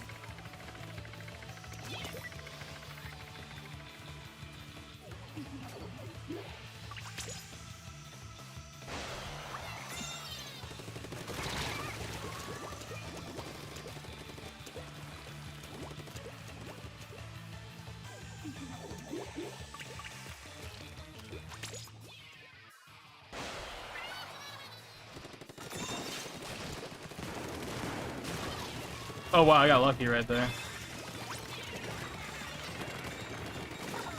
Ooh, yes!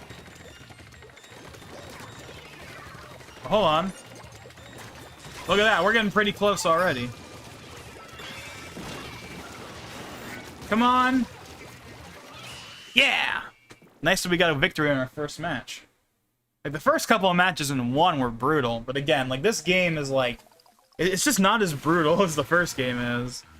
I have had some brutal Splatoon 2 matches, but in general, I definitely don't think you do not get killed as much as the first game. You just don't for some reason. Maybe it's because the players in this game aren't as hardcore as the first. Maybe it's because the players you encounter aren't Japanese. I don't know. Yeah, those Japanese... Oh, it's already changing. Oh yeah, because it's 11.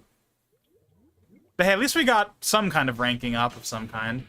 Okay, now it's Splat Zones, which is the thing we just did. We just did Splat Zones. So we're immediately going back to that.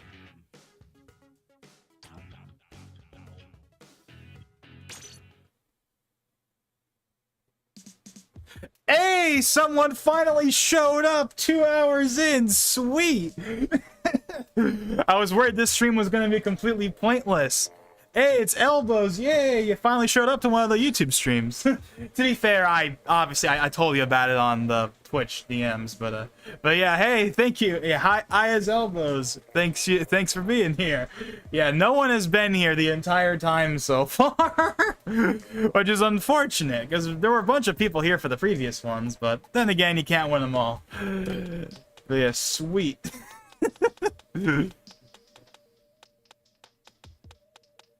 That's a crappy photo of me from 10 years ago. Yeah, I can barely... I can kind of see what it is, but not really. In the little feed I have, but, And yes, my name is Carter. Okay, well,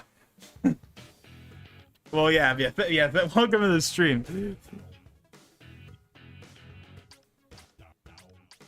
Is now not completely dead. Yeah, it's unfortunate though, because I remember in like the previous campaign streams, people were like, "Oh yeah, like I want to do like private battles, I want to do this, I want to do that," and I was like, "Yeah, we'll do that stuff like in a future stream," which is this one. But no one has showed up for this one so far, so I don't know. I guess I just got unlucky. But obviously, when we do the Splatoon 3 stream tomorrow, hopefully, assuming that Amazon doesn't screw up my shipment, people will definitely be there for that. There's no way people don't show up for that.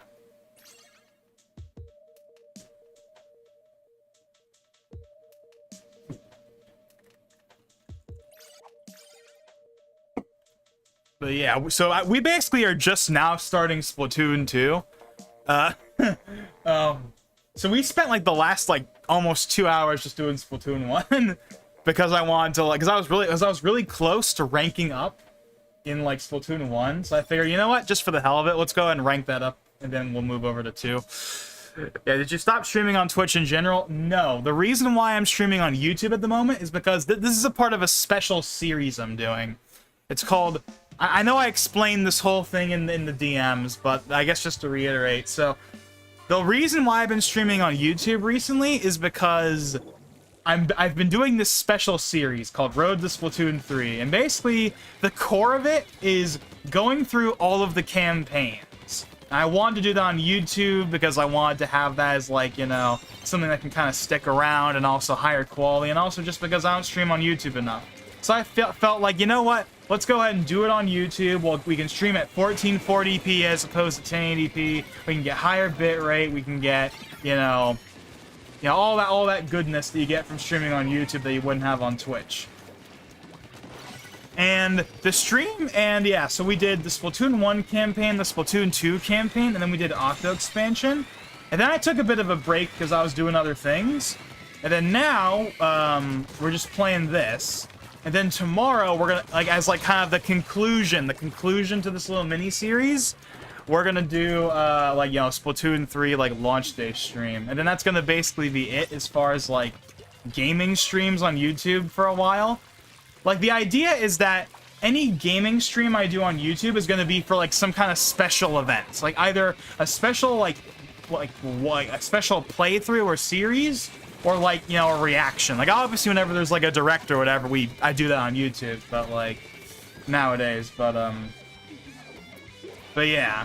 Whereas, like, stuff like the Smash streams, like, I'm not saying I'll never do a Smash stream over here, but I think the Smash streams those work well on Twitch. I don't think those need to be on YouTube. However, when I do my World of Light playthrough, that will most likely be on YouTube, but yeah, no, I have not abandoned Twitch. I've not abandoned Twitch. It's just that I'm doing this series on YouTube because it's kind of a special, like, little mini-series I'm doing. But the plan is, once we're done with this mini-series, I'm gonna move back over to Twitch for, you know, like, just for, like, casual Splatoon 3 stuff. We'll probably be doing that over on Twitch, I imagine. But obviously, we shall see. There's a lot of new people that I've met through these, like, streams, so... so part of me is wondering if maybe doing that on Twitch would be a bad idea, because, you know, what if those people don't follow me on Twitch, but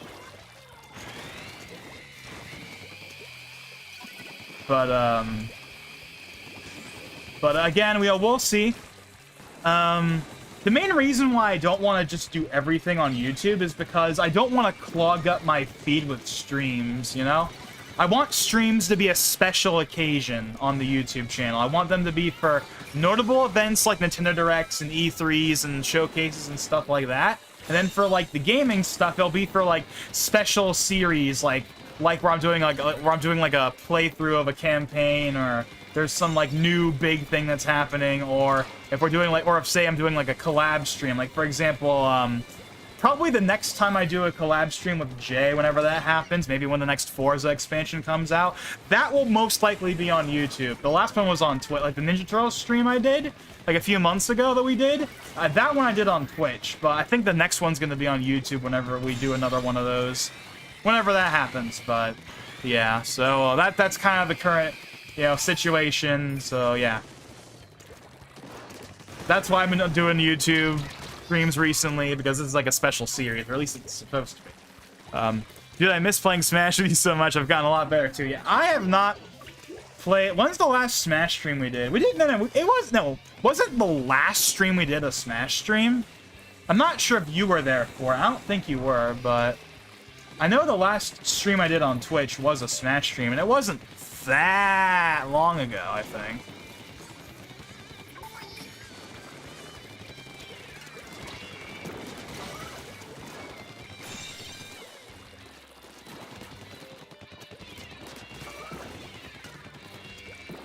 2 weeks? Yeah, it wasn't that long ago. It wasn't that long ago. I think that's still like the front thing on the channel page on Twitch right now. I think it's literally just that Smash stream.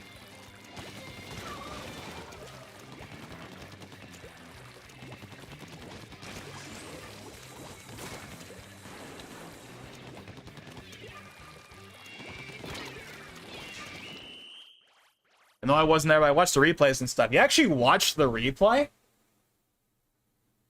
That's actually pretty cool, because on Twitch, like, after the fact content doesn't really exist on Twitch. It's one of the big problems with Twitch, is that if you're not live, then your channel kind of doesn't matter, because people don't watch old streams on Twitch the same way that people will watch old videos on YouTube, right? So, like, I've paid attention to the numbers. I have paid attention to the view numbers I get after the fact for Twitch streams, and they're like single digits. They're nothing really noteworthy. But thanks for watching like the stream after the fact, though. Like, I wasn't really expecting anyone to do that, especially for just like a regular stream. It's just like pretty vanilla and not anything really fancy. Like, but yeah, I've been very happy with how these Splatoon streams have done. Most of the Splatoon streams I've been doing have done pretty well, both live and after the fact. Especially the first stream. Have you seen the view count on that first stream?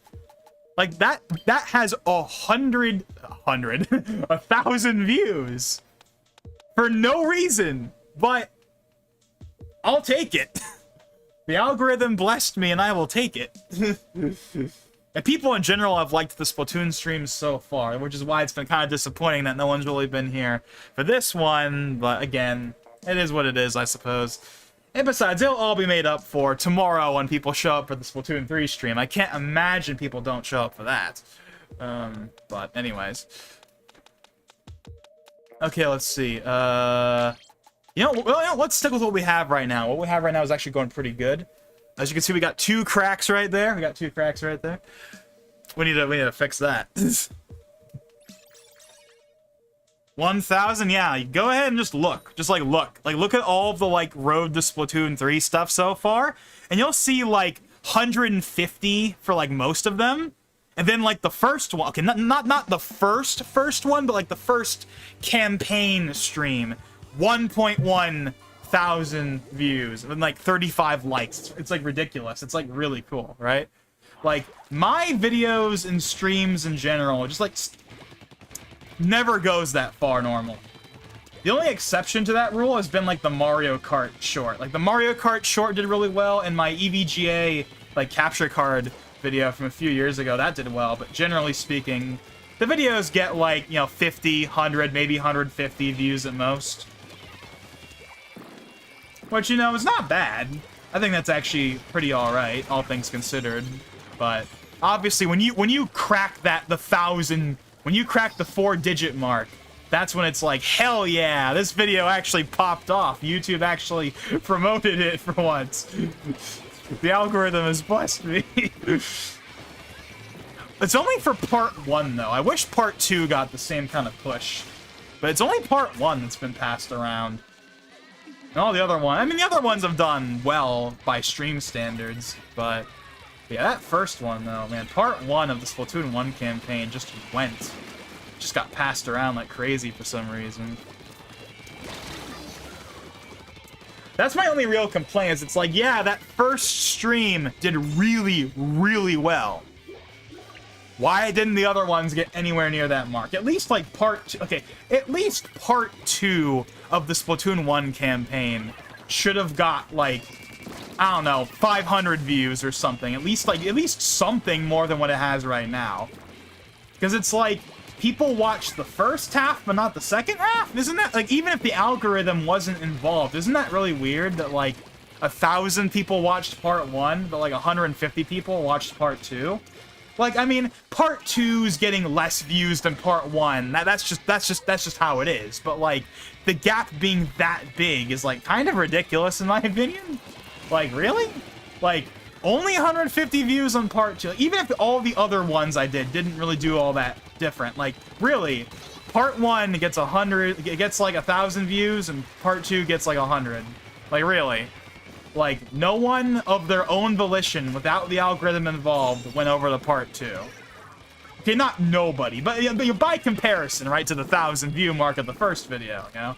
Nobody watched part 2. I don't know, it's kind of unfortunate, but you know what? I can't complain.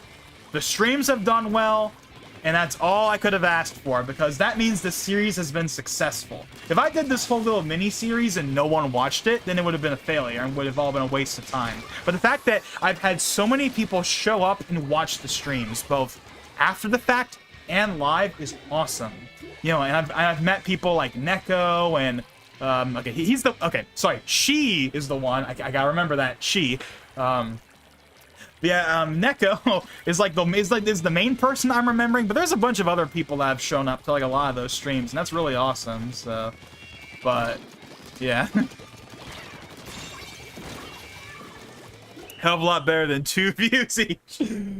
Yeah. See, like those streams would not have done as well if I did them on Twitch. I think that the YouTube, I mean, obviously the YouTube algorithm promoting that first video, obviously it would not have gone anywhere near as far as if I did it on Twitch. But I think even the ones that have done like 100, 150 views, I think even those wouldn't have done that well on Twitch. I think it also helps that I have like those nice thumbnails for all of them. I got like the nice thumbnails for all those streams, and that probably also helps.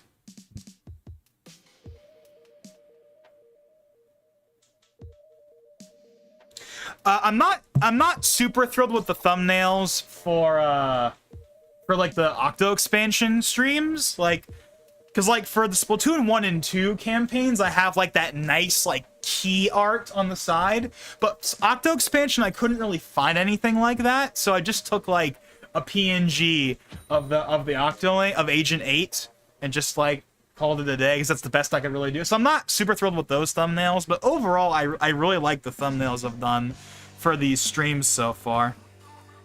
And yes, I already have a thumbnail prepared for tomorrow's stream. Or again, supposedly tomorrow. Okay. I'm not sure if you were here when I was mentioning this, but I guess since you are here, you're the first person to really show up, I might as well kind of elaborate. So, obviously Splatoon 3 comes out officially tomorrow. It's already out in Australia and the UK, and people are already streaming it, but it doesn't officially come out till tomorrow, right? And I pre-ordered mine from Amazon. So I am entirely reliant on how quickly Amazon shows up.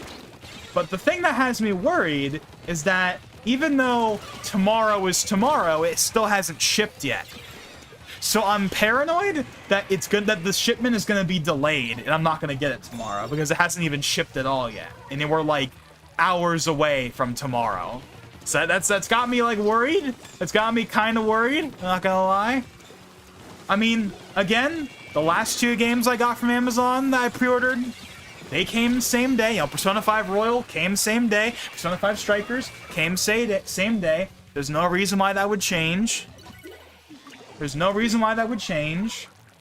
For Splatoon 3, surely, but still, I'm still a bit worried that it's gonna get delayed. Like if I wake up tomorrow, I said this earlier, but if I wake up tomorrow,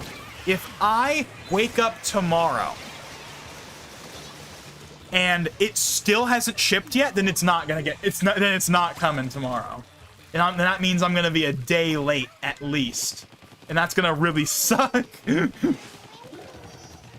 I mean, of all the games that could be delayed, Splatoon 3 is not the worst that could be delayed. Like, Breath of the Wild 2 being delayed, or a new Smash game being delayed, that would bother me way more. But, like, if I had to wait an extra day for Splatoon 3, it really wouldn't be the end of the world, but it would still be really annoying. Right? So I'm hoping that Amazon will pull through, and then I'll wake up tomorrow, and it'll be like, your thing is out for delivery. Like if I wake up and it says out for delivery, I'm good. But if it's not out for delivery by the time I wake up, then that's a bad sign. It's a bad sign in my book. But again, we'll see. Yeah, no one has shown up except for you. Like, at all. There hasn't even been any, like, lurkers or anything. Like, People have not been watching the stream, people have not been liking the stream, and people have not been commenting on the stream. You are the first interaction I've seen so far for this entire stream, which again is really weird because all the previous streams were really successful, and a bunch of the people that watched those streams wanted me to do like multiplayer matches, and yet they're not here now. Now, it's not their fault, obviously. You know, obviously everyone has their own lives. They got stuff they gotta do. It's not their fault, obviously. There's probably other reasons why they're not showing up. You know? It's probably, you know, time zones, because I'm doing this later in the day than I did for the other streams. Maybe it's because there's school tomorrow and people don't want to stay up. Or, I don't know. There's a variety of reasons why people might not be showing up. But I don't think it's necessarily anyone's fault. It's probably just a bunch of coincidences, like, that no one showed up for this one, but... Again, that's why I'm very much thankful that you're here, because that means this stream was not a waste of time. Because in my opinion, if no one shows up for a stream, then it's a waste of time. Because the entire reason you do a stream is to interact with people. And if there's no one to interact with, then what the hell is the point, right? Like, I was actually, like, I don't know, I was kind of like, yeah. But, I don't know, at least now the stream's not a failure. I'm probably still gonna delete it. I'm probably still gonna delete this stream or unlist it after the fact. I'm probably not gonna keep this one up. But it's nice that now it's not a failure. You know?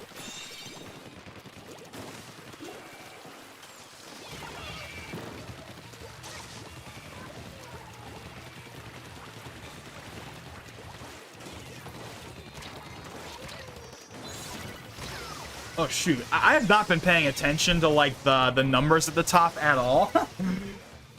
But yeah, we are behind and we are not gonna make it.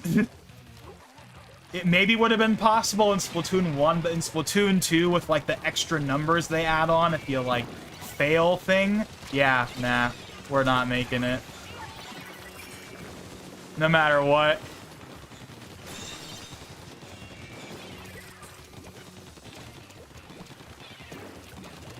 Guess what? I'm allergic to coffee beans. Well, that's the first time I think I've ever heard someone that's allergic to coffee beans.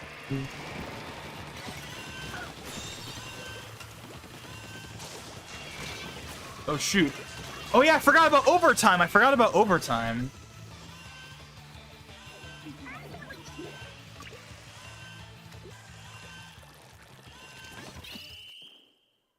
Wait, did we actually make it?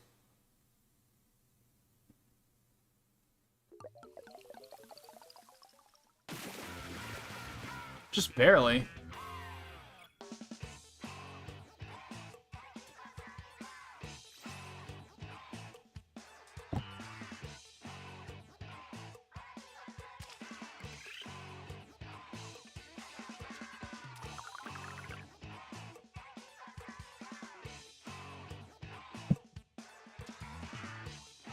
We're gonna keep this streak going, and this is going well.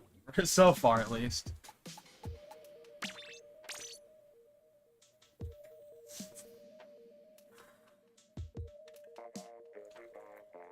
So we've done Kelp Dome and Mako Mart.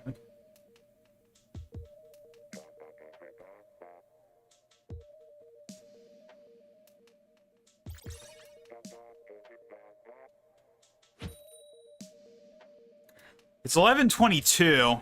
Oh,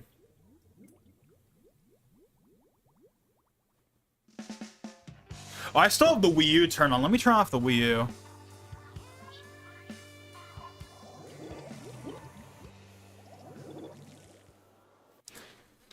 Yeah, some people can be really rude.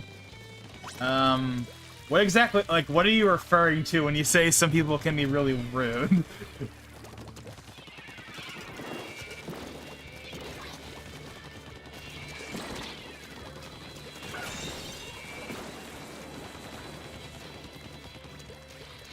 I mean, the buttery smoothness of Splatoon 2, man. Like, again, when we were playing Splatoon 1 earlier, it had some dips. It had some dips, but this game is rock solid. You know, while I definitely have my complaints with Splatoon 2, I cannot fault it for its performance. It is butter smooth. butter smooth, and I'm sure,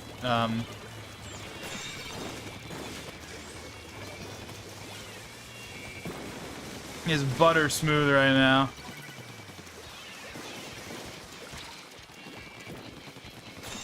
Yeah, the visuals and performance of Splatoon 2 are easily better than the first game, by far, unambiguously. Those are like the two things I think Splatoon 2 excels at the most. Is like visuals and performance compared to the first game.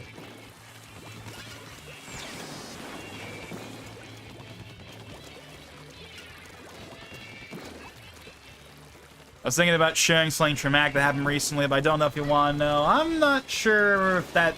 Yeah, I'm not sure if that's really a great idea either, to be honest.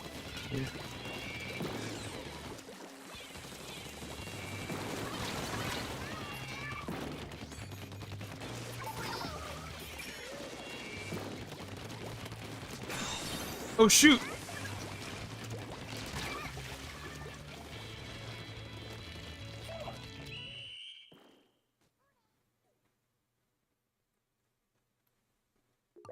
So we did that one as well, right? Yeah, clean win right there.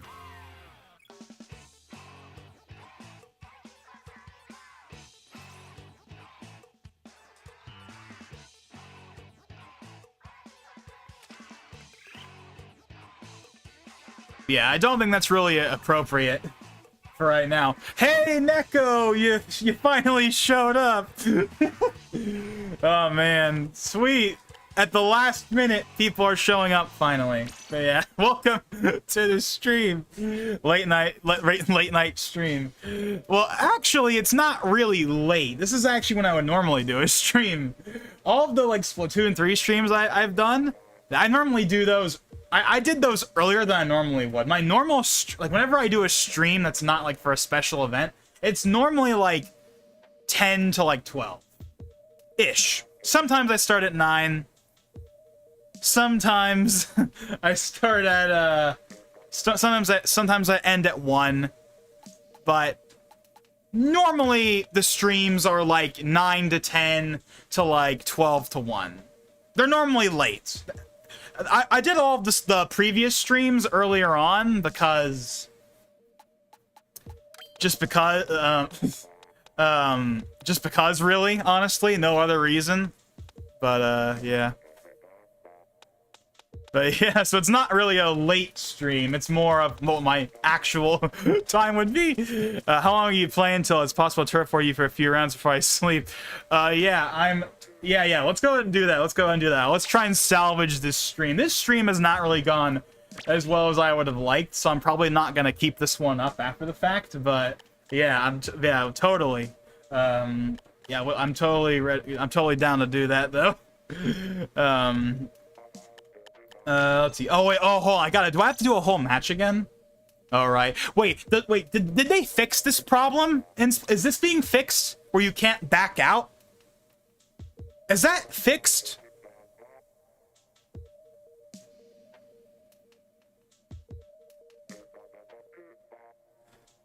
I forget, because obviously in Splatoon 3 they have that they have it set up differently, but did they fix the problem where you can't back out? Because that's been a problem since the first game. I don't think they...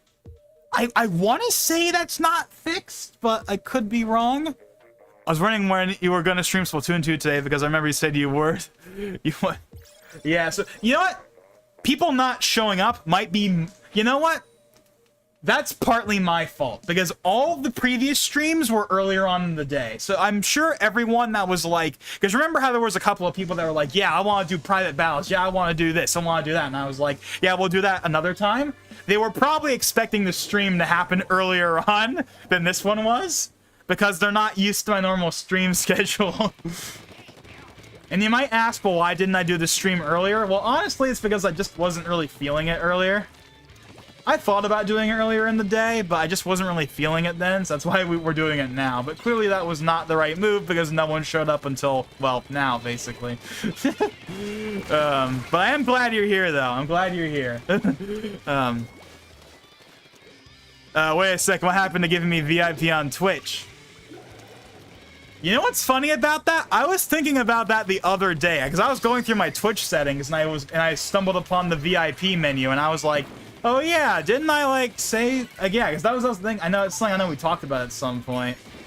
Was like the VIP, the VIP thing.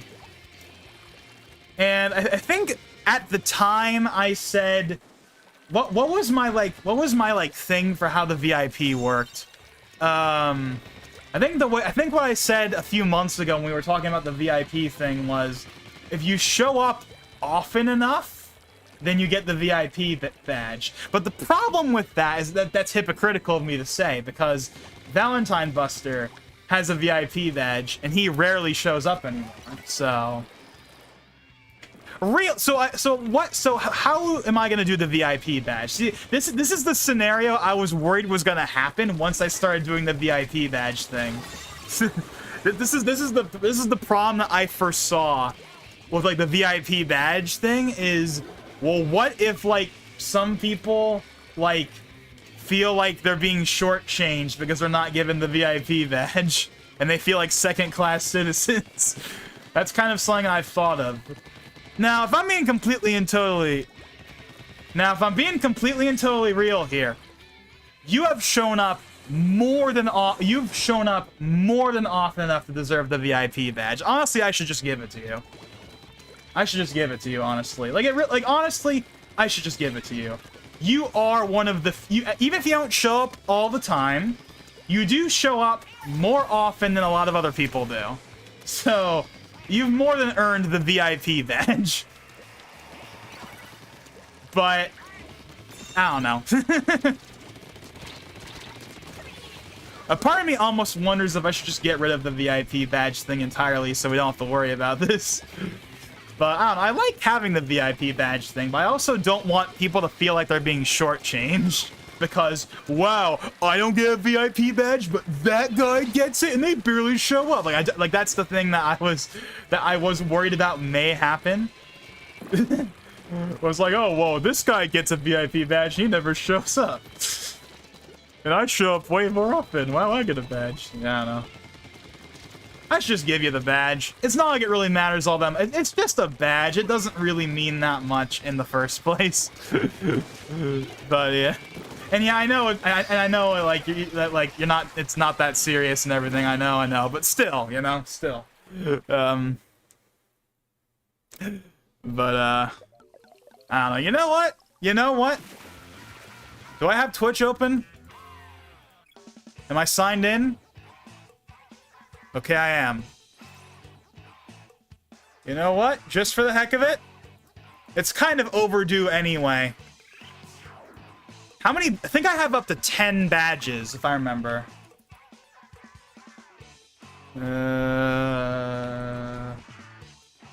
Oh god, I'm gonna have to figure out. Oh wait, okay, it's that one. Okay, so I have 5 slots left. Boom, there you go. You are now officially a VIP. I should have done that earlier, if I'm being honest, but I was like back and forth on whether or not I really wanted to do it. Because if I'm being real here, there's only like one person that like really is kind of deserved the VIP badge 100%, and that's Vigibake. Now, ironically enough, Vigibake has not shown up for any of these. He has not shown up for like most of these like Splatoon streams, but historically, he's shown up to like almost every stream I've done. So I think he's the one that quote unquote deserves the badge the most. But again, I don't want to, you know, I don't want people to have this like thing where, oh, well, they get the badge and I don't, and they matter more. I like that whole thing just complicates matters. It's like at the end of the day, as long as you're here, that's what matters, you know? That's what matters at the end of the day, not whether or not you're VIP or not. But yeah, I went ahead, giving you the badge just for the heck of it, you know? So yeah. I never tried to back out during the Splatfest in Splatoon 3. Yeah, I don't think I tried that either. I don't think I've tried that either, from what I remember. I don't know. But yeah, we'll find out tomorrow. Assuming Amazon delivers it on time and doesn't delay it. but yeah, okay.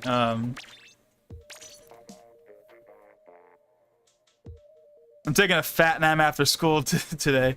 Oh, sorry, I took a fat nap after school today, so I would have been heartbroken if you streamed during my nap. Okay, so maybe it was a good thing I didn't stream earlier.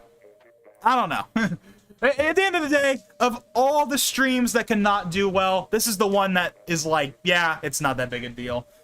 Like, I know people are going to show up tomorrow. People are going to obviously show up tomorrow for the Splatoon 3 launch. People are going to be there for that. I don't have to worry about that.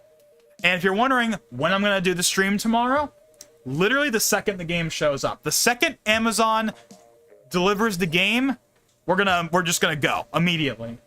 So when I start the stream tomorrow is entirely dependent on how quickly Amazon gets here. Assuming it comes tomorrow at all, because like I said earlier, unfortunately, the game has not been shipped at all yet, even though we're like dangerously close to tomorrow, which has me worried. That's gonna somehow get delayed or something, or it's gonna show up really late, like it'll show up at like 8 or something. but again, we'll see. But that's pretty much the plan as far as that's concerned, is the second the Amazon Prime truck shows up, we're starting. That's pretty much, whether that's at 1 or 5 or 8 or 10, whenever the hell they decide to show up, but the second that game is in my hands, we are going.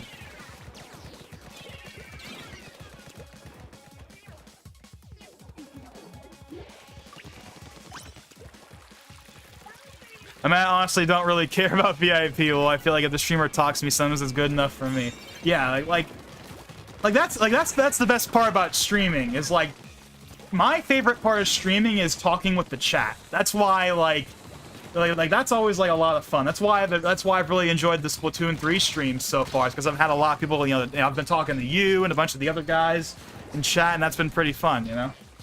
I mean, you're not a guy, but but you know what I mean, right? So like, you know, that you know, that's my favorite part of streaming, is like interacting with the chat, which is why when no one shows up, it's like, well, this is pointless. What's the point in streaming if no one shows up and there's no one to talk to? You know, it's just me streaming for 2 hours, not doing anything. So you know. So again, you know, that's why I'm very, very thankful that, you know, to see you and Aya's elbows show up here, even if it is kind of late. But hey, I'll take it. I will take it.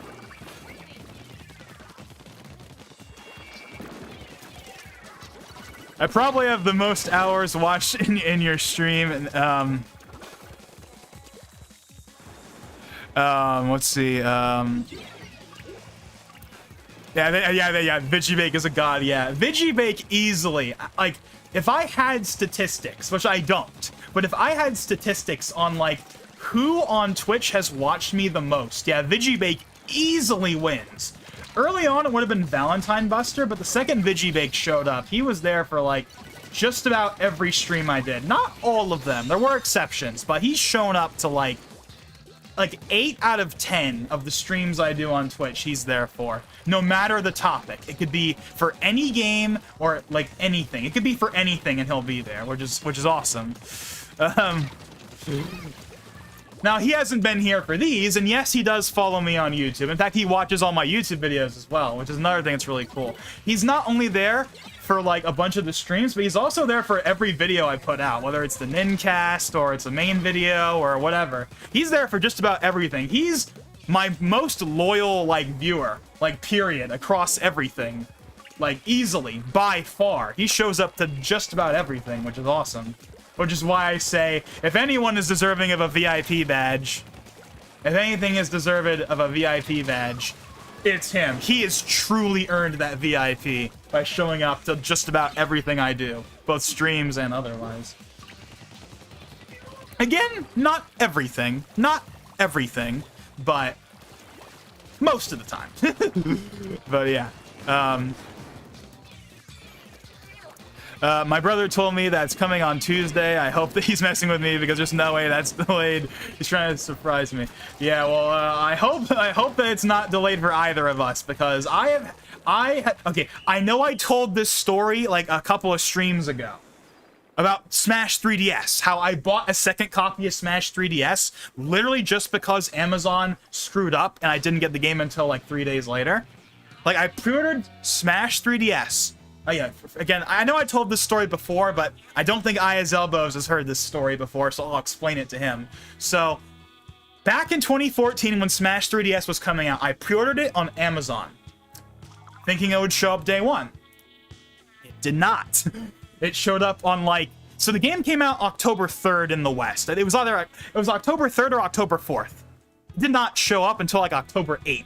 And I was not about to wait 4 days for Smash 3DS to come out. That was like one of the big games of the year for me alongside Smash Wii U and Mario Kart 8. I was not about to wait 3 or 4 days to play Smash 3DS, right? That was not happening. So you know what I did?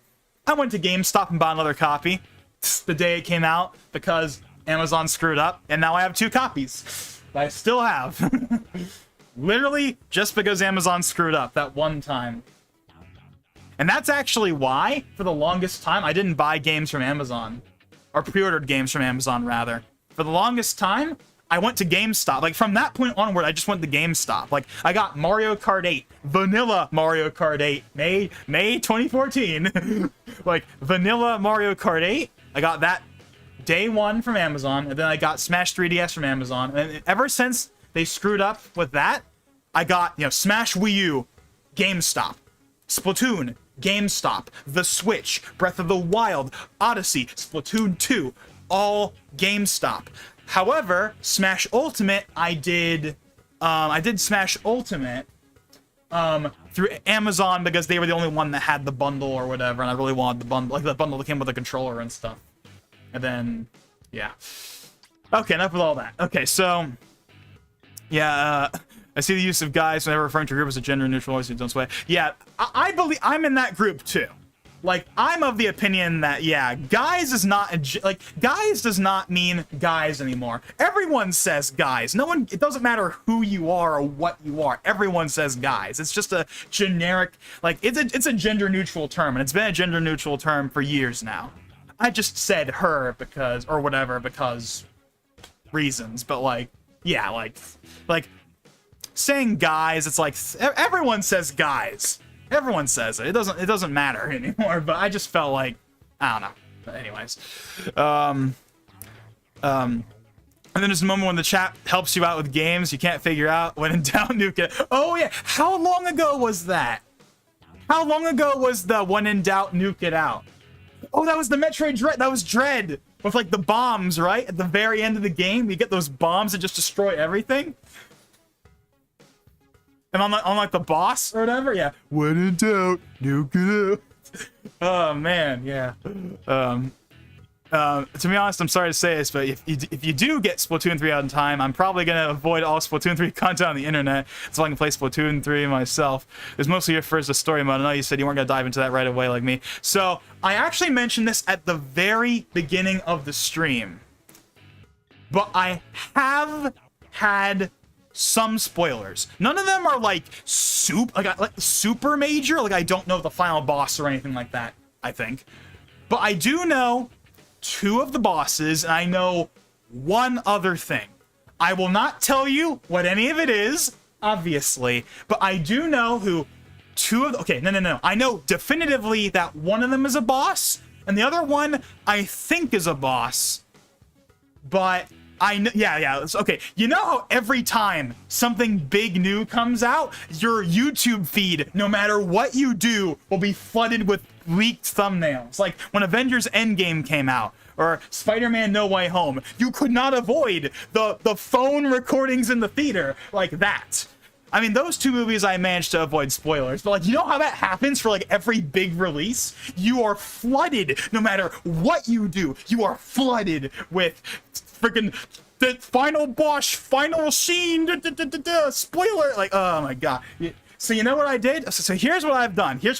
So I got spoiled on one thumbnail. I saw one thumbnail a few days ago, and again, I won't tell you what it is, but I got a thumbnail for what I'm pretty sure was a boss.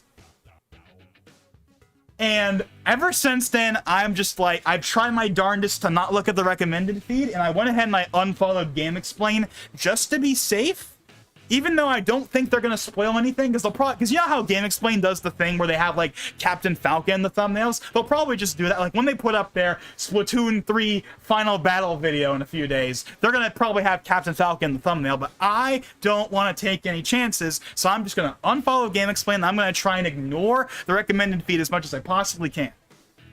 But we'll see.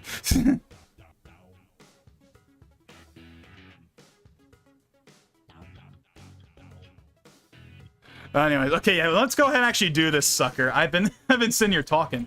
So how are we gonna do this? I haven't done this in a while. Are we just gonna do like a regular battle, basically? So you're telling me you never buy games at all? Target, Walmart, Fred Meyer's. That's a new one right there. Actually, I have heard of them before, but that's not a thing around here. Or Best Buy at all. My recent game purchases have either been Amazon or eBay. I haven't got a game from GameStop since 2018.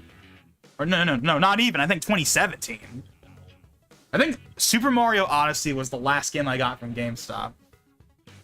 And I don't buy games from Best Buy. I don't buy games from Walmart. So, like, yeah. Not really, anyway. Unless it's, like, something exclusive, I guess. Or it's, like, it's the only place that has, like, a special edition. I saw the thumbnails of the bosses, too. Well, obviously, I'm not going to ask you which ones they were. But I know for a fact that I saw one thumbnail of one boss. And I saw a description of a boss, but not a picture of it. And obviously, I'm not going to say a word. And, oh, yeah, and I got spoiled on one other thing. It's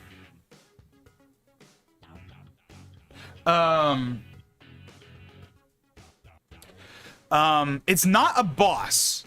It's not a boss. And if I'm being honest, it's really not that big of a spoiler. But there is one other thing about the campaign I also do know about. That isn't those bosses, but anyways. Yeah, regular is good? Okay, so, I guess, so what? Oh, yeah, so, yeah, oh, yeah, this is, I think, didn't they fix this in Splatoon 3? Where, like, if you want to do a regular battle, you have to, like, join it quickly, or else you're not going to get in. Whereas if we did a ranked or a league battle, then we wouldn't have to worry about that. Do you mind if we just do a league battle to make it easy? So you can just join the lobby and then that's it? We don't have to worry about anything? And if you want to do just regular turf war, that's fine too, but...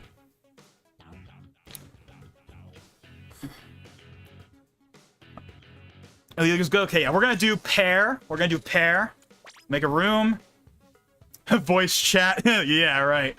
Like we're gonna use the friggin' app. Yeah, we'll just leave it open. There's only 2 people. There's no reason to close it.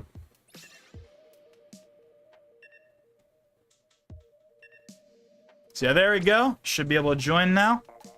I'm gonna stick with my current thing for right now. I'm gonna stick with that for right now, but yeah, I was watching a Splatoon lore video, and in the list of videos, there were so many thumbnails. Yeah, whenever I see, like, one thumbnail that even vaguely resembles a spoiler, I'm just like, nope, nope, nope, get me away from this. I do not want to see nothing.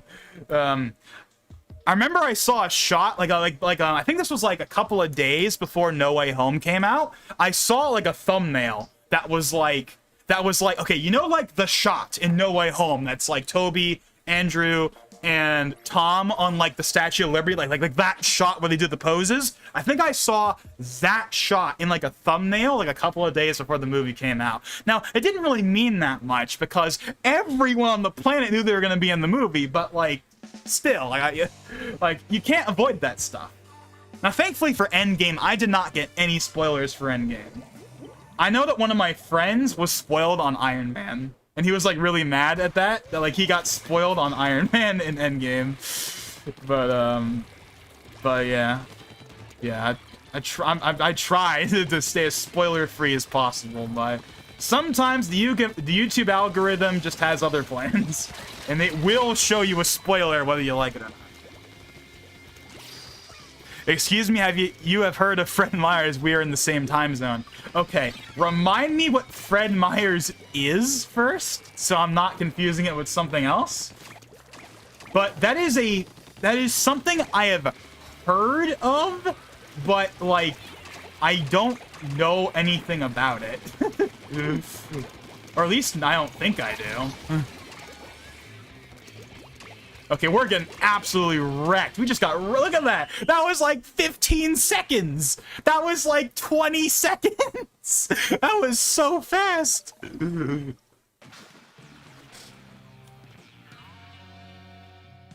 That was a really fast match.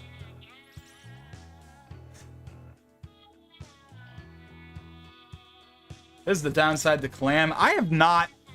I have never gone that quickly in Clam Blitz before. Maybe like once. I don't know. It's a grocery store. Yeah, that's what I figured. That's what I figured. Yeah, I have never seen one unless I am completely blind. At least where I live, I've never seen one.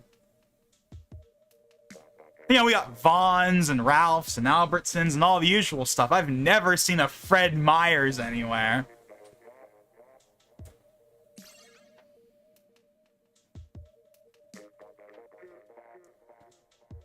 Unless, again, I'm just missing something.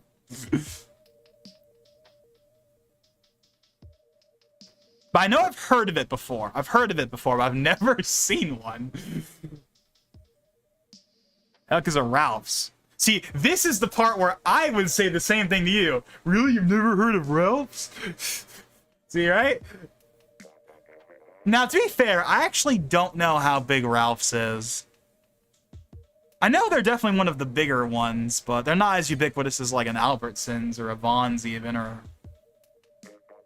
Who owns Ralph's? Because like Vaughn's, okay, so because Albertsons owns Vaughn's, and they have like Pavilion and Safeway and all their other brands, but I don't know who owns Ralph's. I think they're their own thing.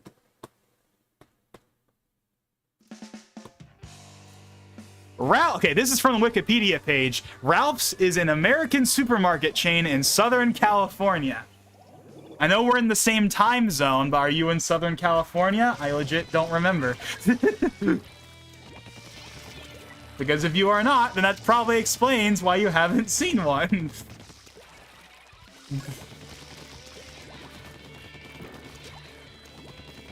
Yeah, as for Fred Myers, yeah, that might be a thing in, like, other parts of the country, just not here.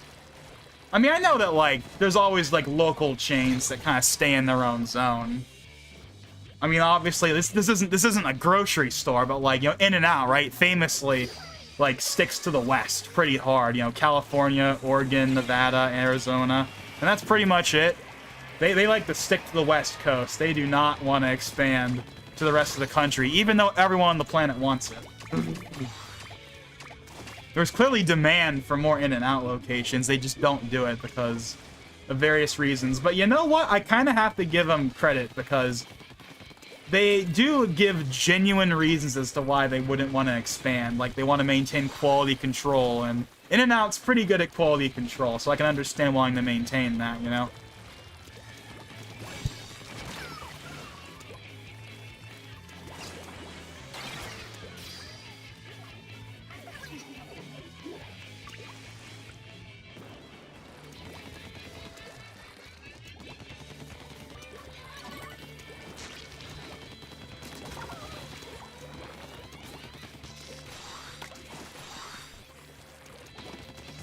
Okay, I got it. Okay. Oh, dang it.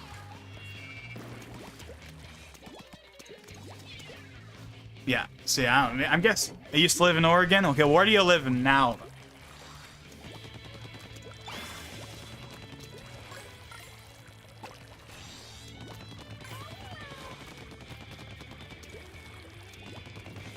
It used to be so nice, but now it's just full of drug dealers and garbage. I don't know. No one really talks about Oregon. No one really talks about Oregon. You know, plenty of people have words to say about, like, California, right?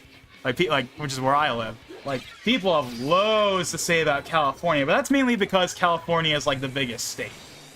Whereas, like, Oregon, that's just, like, right above it. It's like, yeah, no one talks about Oregon.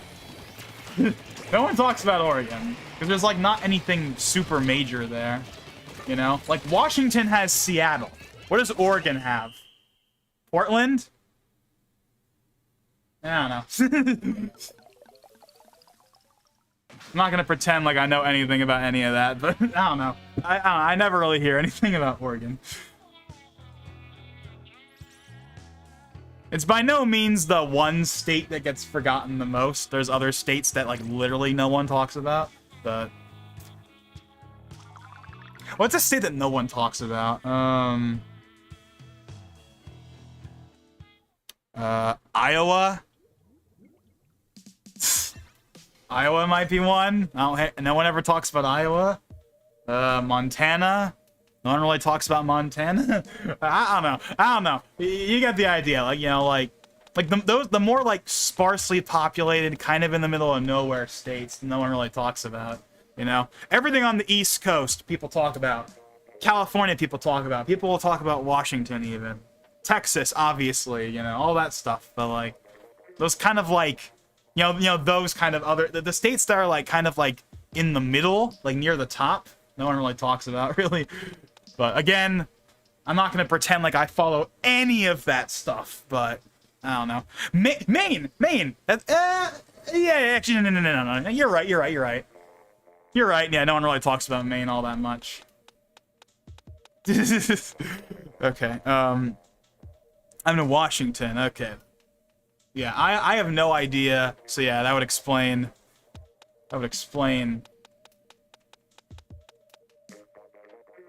that. Why you don't know about Ralph's. But yeah, maybe Fort Myers is a thing up there, and it's just not a thing down here. But anyways. Okay. Okay, so this is a little awkward. Because my original plan. Okay, so I'm gonna kind of spoil something. Okay, not Splatoon 3. This is just like something completely different. But so here's the thing. This stream. Okay, should I still do it? I might still do it. I don't know. I was kind of hoping no one would bring this up so I could have it be a thing for the end. But obviously, yeah, that was like. That was obviously, like, I said earlier on in the stream, I was not really that much to talk about. I deliberately ignored one topic because I wanted to save it for the very end for a little thing I was going to do. Am I going to do it? I don't know if I'm going to do it or not. But yeah, obviously that was, like, the big news today was, yeah. You know, people have been memeing for years that, you know, that she's going to live forever because she's been around for, like, literally forever. Like, she's been, you know, the queen for like 70 years. Like she was the queen when my parents were born and when your parents were born. like she's been around a long time, and I deliberately ignored talking about it because I wanted to save it for the end. Because there was this little thing I was gonna do. We might still do it, but it's not gonna be quite in the same way I originally planned, but yeah, that's obviously a big deal right there. Like, that's a huge deal right there. That, like, finally after all these years. And what's kind of interesting is that it's the second notable, like, death that we've had recently, because a couple of days ago, or maybe a week ago at this point, Mikhail Gorbachev, who, for those of you who don't know who he was the last leader of the Soviet Union. You know, he's the one that many people point to as the reason why the Soviet Union collapsed. Like, he actually died, like, I think last week. So it's kind of interesting that, like kind of the parallels here. I mean, obviously they're two different, unrelated things, but it's just kind of interesting how that lines up, but yeah. Yeah, I had a thing I was going to do for it. We'll probably do it just for the heck of it, but yeah, I kind of had a special thing I wanted to do for the end, kind of, you know, and celebrate. Well, celebration's not the right word, but you know what I mean, right? There was this little, like, you know, tribute of sorts I kind of had planned. It's nothing fancy, it's pretty standard, but I figured, you know what? I think it's worth doing. I think it'd be kind of neat. We'll probably do it at the end just for the heck of it, but yeah. I mean, there's not much to really say about the topic itself, honestly. Other than, like, dang, it finally happened, you know, after all these years, you know? You know, after all these years, you know, after people were wondering, like, is it gonna, like, when it was gonna happen, it finally happened, but, yeah. Yeah, okay, I'm, like, not paying attention right now. See, for as much as I love interacting with the chat and talking about stuff, one of the downsides of that is that I stop paying attention to what we're actually doing on screen. Like, I'm playing the game, but I'm not, like, giving it my 100% full attention. Oh, dang it. Well, I should probably head out within the next 10 minutes. Gotta wake up at 6:30. Well, thanks for being here, Aya's Elbows, because, you know, thanks for being here. You know, it was nice to see someone show up after, you know, so long of no one really being here. So, yeah, thanks for being here, and hopefully you'll be here tomorrow for when we do the Splatoon 3 stream, assuming Amazon doesn't screw up. And I hope you enjoy your new VIP badge.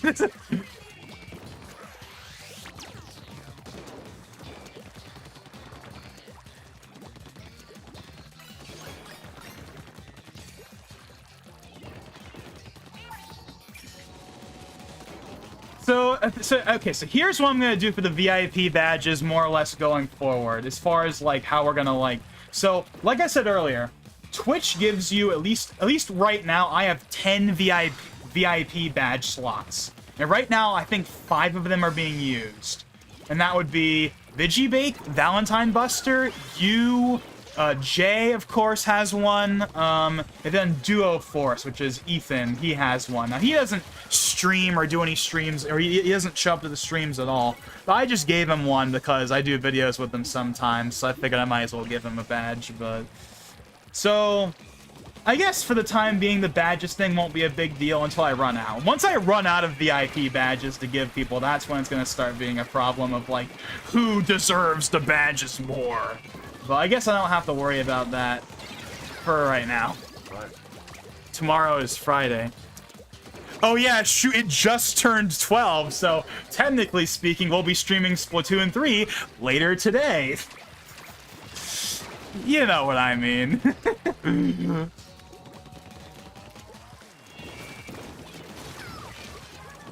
But yeah, thanks for being here, though.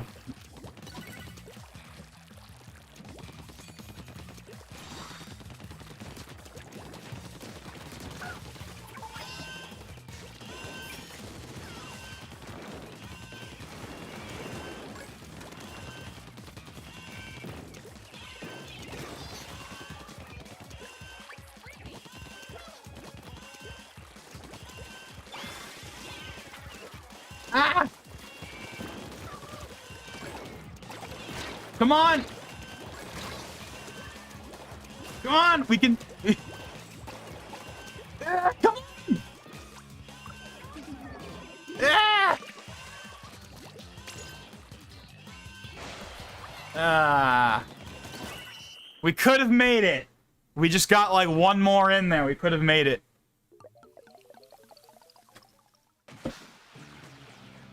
Wow, wow.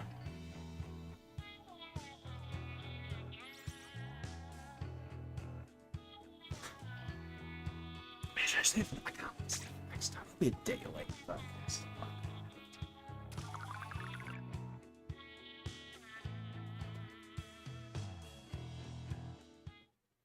I think I'm gonna change weapons. Ugh, it's very tempting to go with the Squelchers, but that's too easy. It's too easy, and it's overdone. I've used it too much. We need to try something else.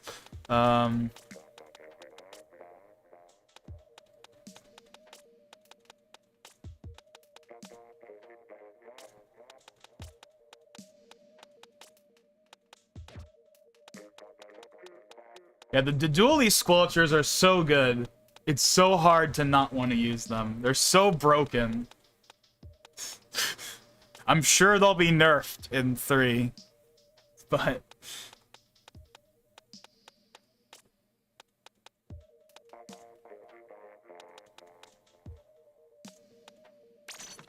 I don't know why. For some reason, I just feel like using this.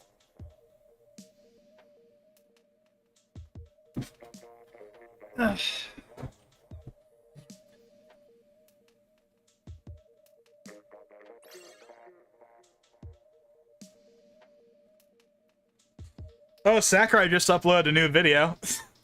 That's a phrase I didn't think I'd be saying, right? Oh yeah, look, Sakurai just uploaded a video. A new video. Oh man, the world we live in. But yeah, so you know how he's been like he's gonna be going through like the kind of like the mechanics or whatever of all of the games he's worked on.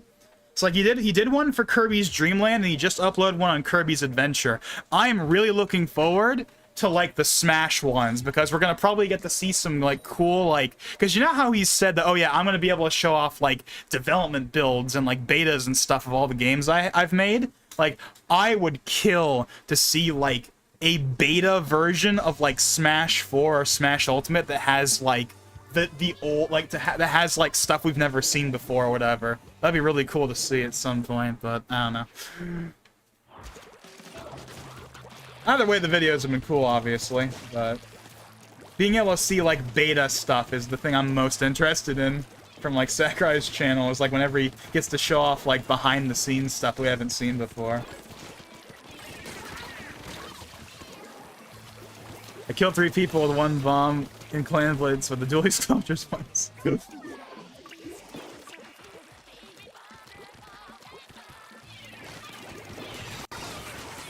Oh, shoot.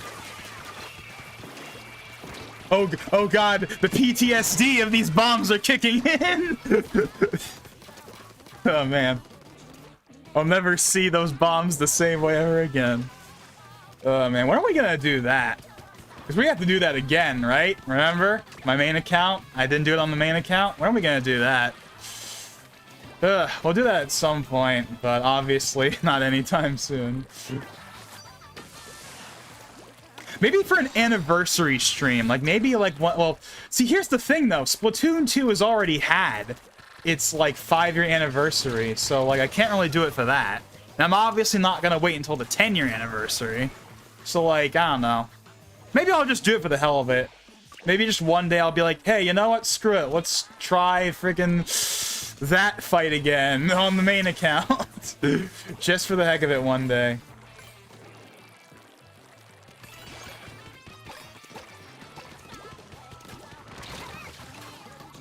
Okay, I think this gun is not the optimal choice right now. It does not fire fast enough. It has range, but it does not fire fast enough, I think.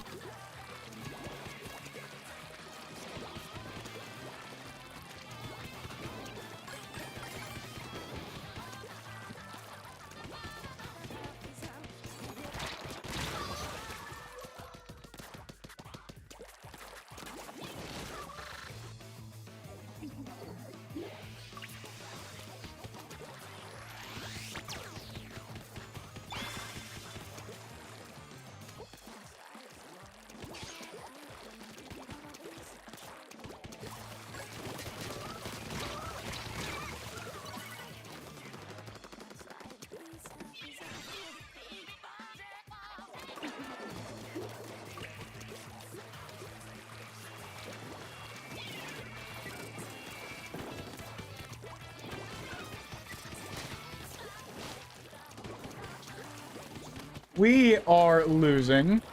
Not horribly, but we are losing.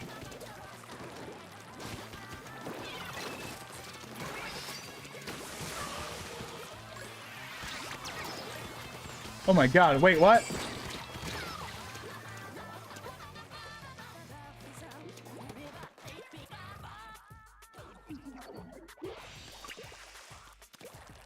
You know, playing on this stage is giving me some nostalgia, I'm not gonna lie.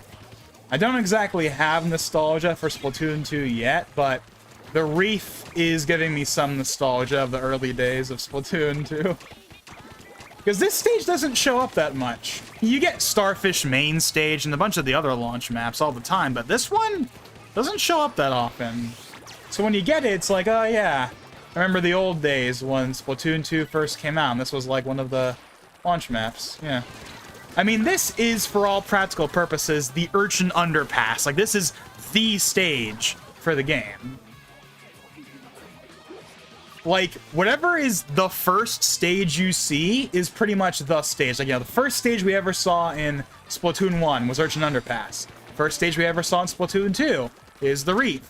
First stage we've ever seen in Splatoon 3 was, I think it's called Scorch Gorge. It's, you know, it's the one that's in, like, it's the one that's, like, in the mountains or, like, whatever. It was in the test fire. The global split, whatever. I keep calling it test fire because it's... I mean, it functionally serves the same purpose, but, you know, it was in that, you know? It's the rocky one. It's in, like, the Splatlands. That's, like, the signature stage of Splatoon 3, I suppose. Even though it's not in the city or anything.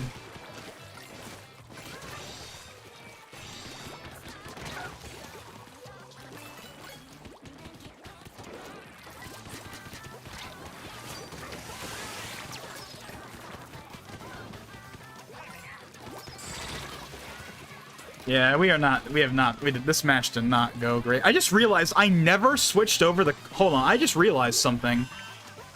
I never switched the color settings from when I was playing on, oh man. I mean, it doesn't matter at this point, but I just realized I still have the capture card set to YUI2 from when I was using the Wii U earlier. Which means that the color is probably, like, overly saturated right now because I have it set to, hold on. It's kind of too little too late, but let me go ahead and fix that. Okay, there we go. Now it should be correct. It doesn't matter. This stream's not going to stick around after the fact anyway, but... yeah.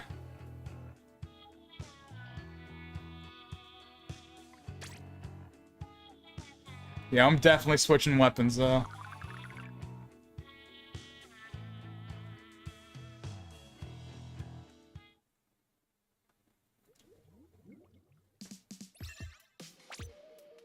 We won, like, one... No, wait, no. Wait, have we... No, we won one match, right? I think we won at least one. But, yeah. Hasn't been great so far. Have I ever used the Squiffer? I don't think I've ever... I know I've talked about before how I've never really been a big fan of the snipers, but, like, I don't think I've ever used, like, these ones. Like, literally ever in any of the games.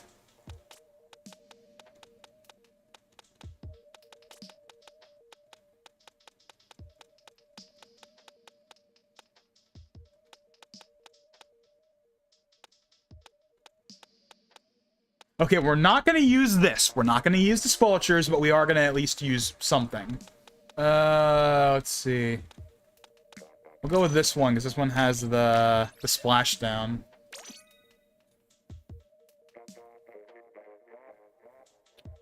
What's worse, the splashdown or the bombs? Like, when it comes to the fights, like, which one is worse? Honestly, I would say the bombs. Because at least the bombs are because at least, like, when she does the splashdown, it's stationary. Also, all Japanese players, by the way, so we'll see how this goes. But yeah, at least when she does the splashdown, it's stationary, and you can, like, kind of predict. You can just avoid it.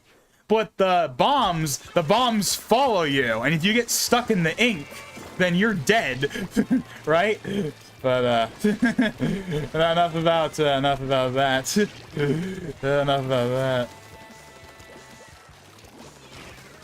But yeah, one of these days we're gonna do that again. Literally just for the sake of completeness for the main account. But yeah, that's probably not gonna be happening for quite a while though, because obviously Splatoon 3 is gonna be taking priority.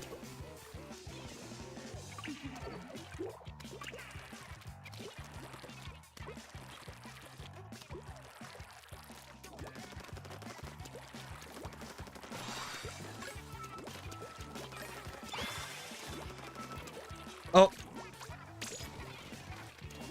I always forget you can do this. I know I've said this before, but like in Splatoon 1, I'd use the gamepad all the time. In Splatoon 2, I like never use like the teleport feature, even though I should.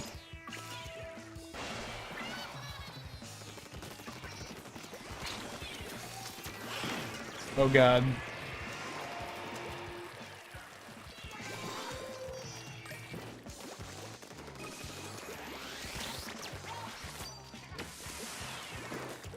I know that was like kind of pointless, but okay, that was completely pointless. Oh my god. I did not hit him at all.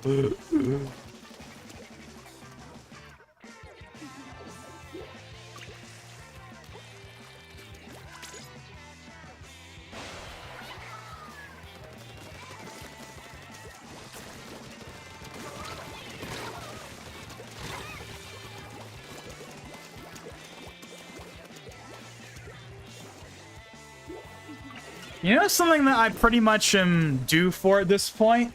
A obligatory September Direct predictions video. I mean, it's September, which means we're gonna get a Direct. We're gonna. It's gonna happen. We've had one every year since 2016 in some form. We're gonna get one.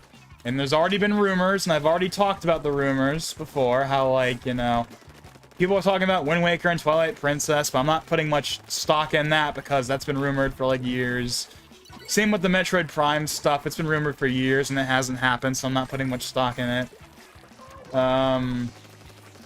What would I want to see the most in a September Direct? Well,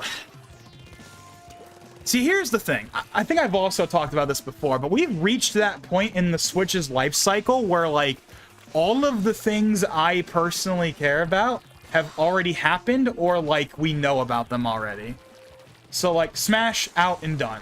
Mario Kart, okay, it's not done yet, but we're not getting a Mario Kart 9, and we still have the DLC to go through. And even then, the DLC is, like, leaked or whatever. I haven't looked at any of the leaks for the DLC still, by the way, but I know there are leaks for that, so the hype for that's kind of been killed as is.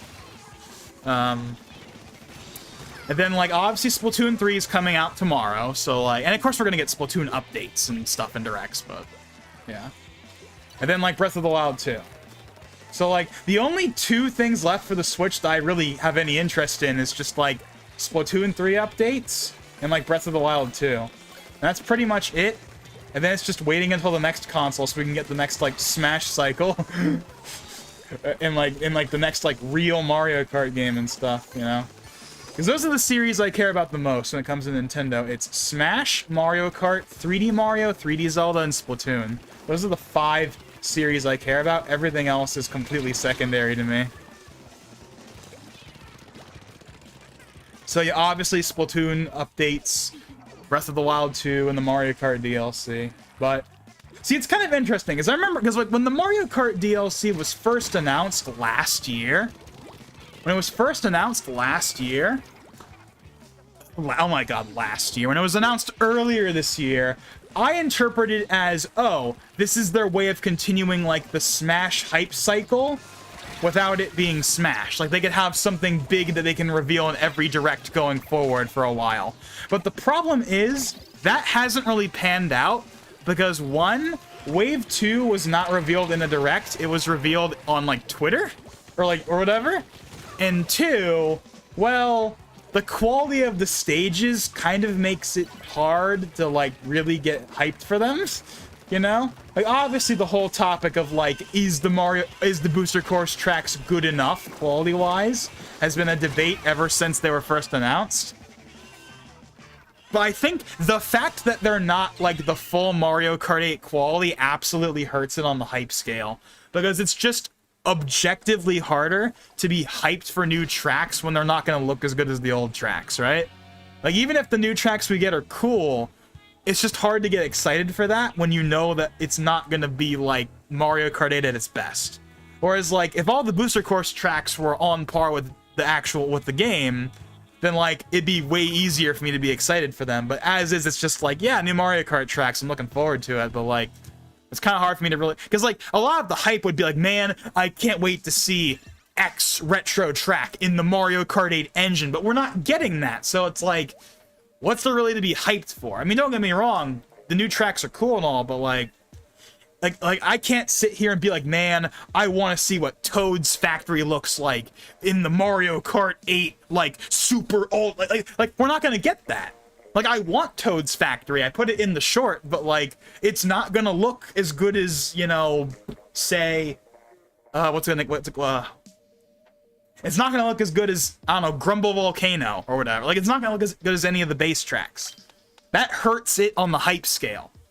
Like, even if I still enjoy the tracks, it's hard for me to be hyped for them when like a lot of the hype for the DLC would be, man, I want to see this old track in like super awesome graphics, but we're not gonna get that. So it's like, well, then what am I really being excited for? You know, like, I mean, yeah, having new tracks is nice, but I don't know, you get what I'm trying to say, right? You know, like, it's cool that we're getting new tracks, even if the quality isn't the best, but the lack of quality compared to base 8 hurts it on the hype scale. Like, how am I supposed to be hyped for this if it doesn't look like, if it doesn't have the insane visuals of the base game, right? Like, man, I want to see, yeah, Toad's Factory and Mario Kart 8 Splendor, you know? I want to see, what's another stage that I really wanted? Track. They said stage again. Track. Oh my god, what's another one?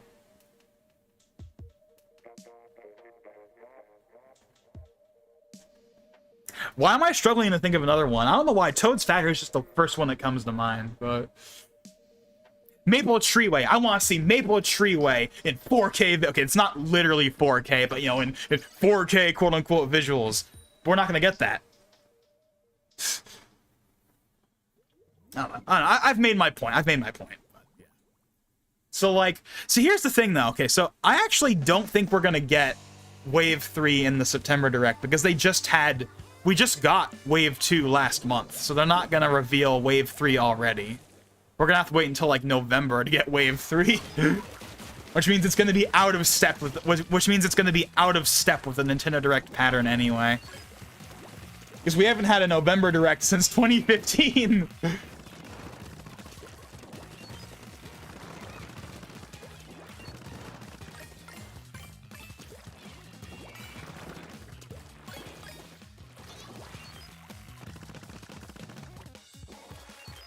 And this charges up really quickly.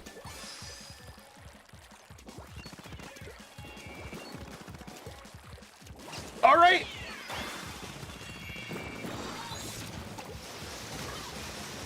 The stamp.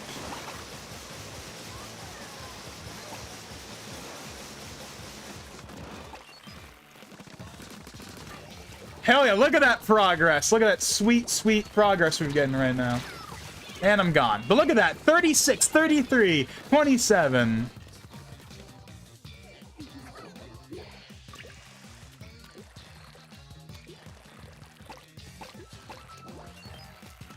But yeah, I guess my last word on, like, the Mario Kart DLC thing. Basically, the hype for, like, the tracks coming back in the Booster Course Pass is more about the track itself coming back and less what it will look like.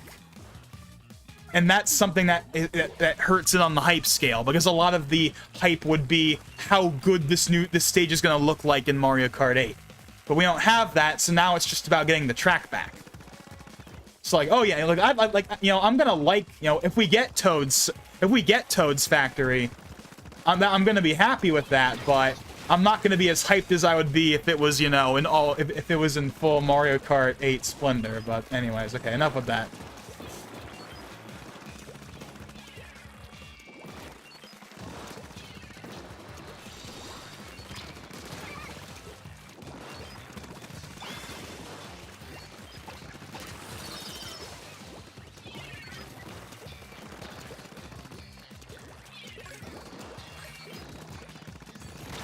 Oh, dang it. I just got the stamp.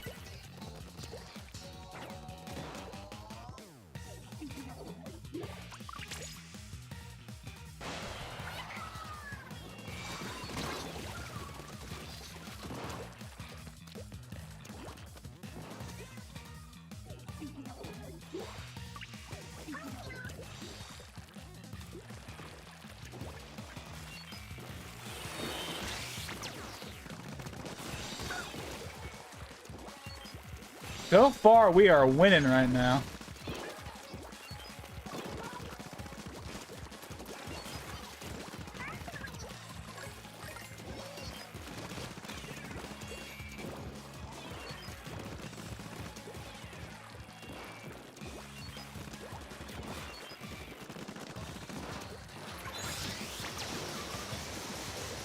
Come on! Yeah! Come on! We're close! We're so close! Just gotta get those last couple! Yes!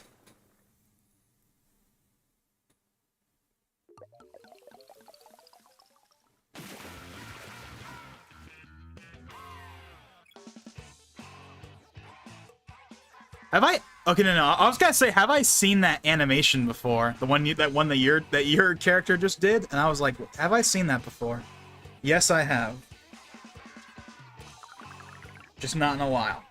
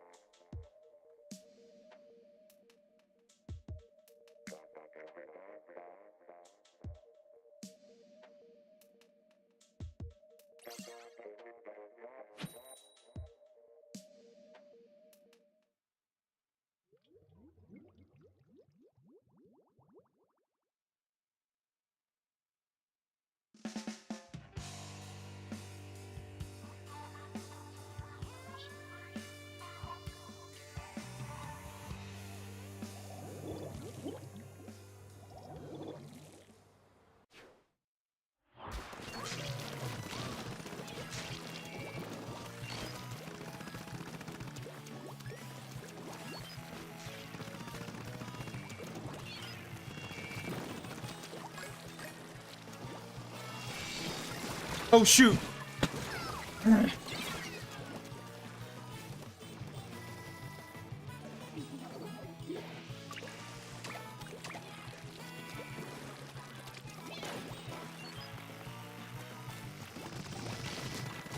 Okay. By the way, is everyone still Japanese? I have not been paying attention. Is everyone still Japanese? Or is there actually other people here that's not Japanese? Because all I'm seeing right now is Japanese. Okay, hold on. The person over there is not Japanese. Maybe. I'm not entirely sure. He just kind of has, like, a dash, and that's it. So that could be any... He could be from anywhere.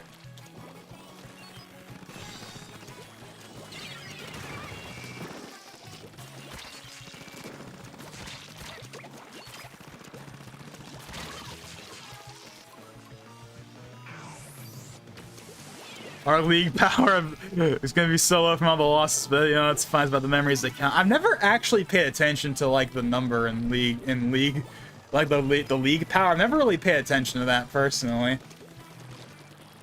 But, yeah.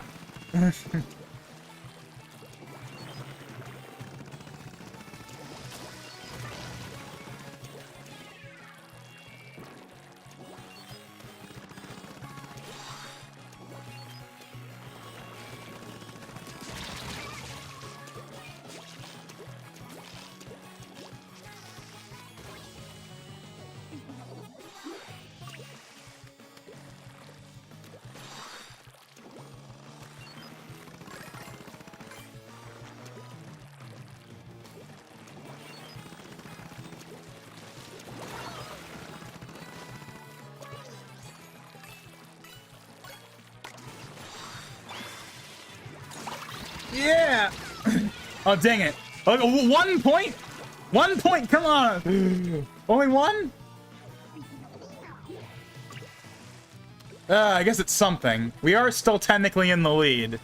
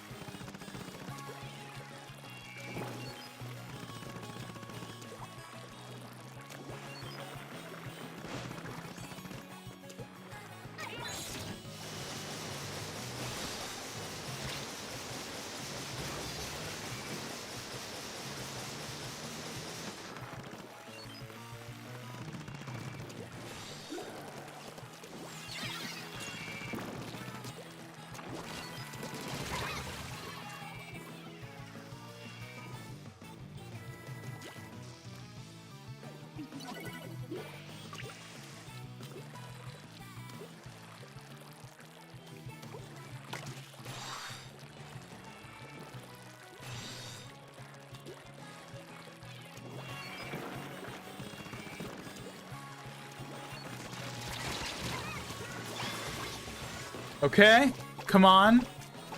Yes.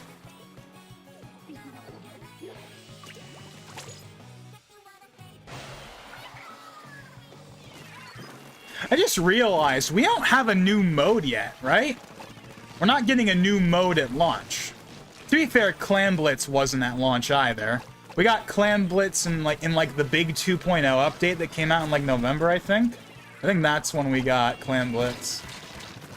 So we might be waiting until then. Like, actually, no, because the game's coming out in September this time. So maybe like February.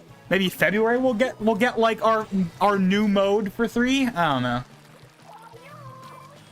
Because they gotta have a new mode, right? There's gotta be a new mode. Unless the Tricolor Splatfest is what they're gonna count as a new mode.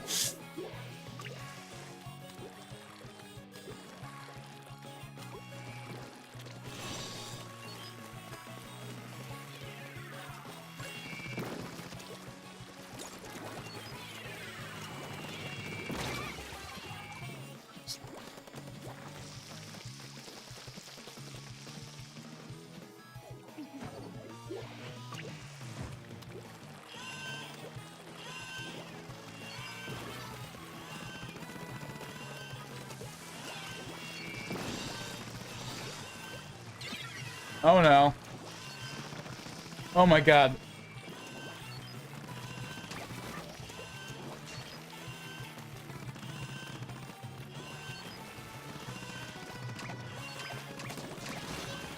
Oh no. Come on! Stay away! We're so close!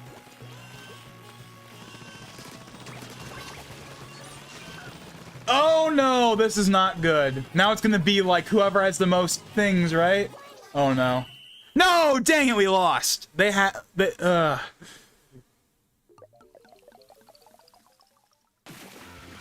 Wait, what? But they had what? Wait, what? Wait, that doesn't make any sense. We had 38 and they had 30. They had less. They had less than us. Why didn't they win?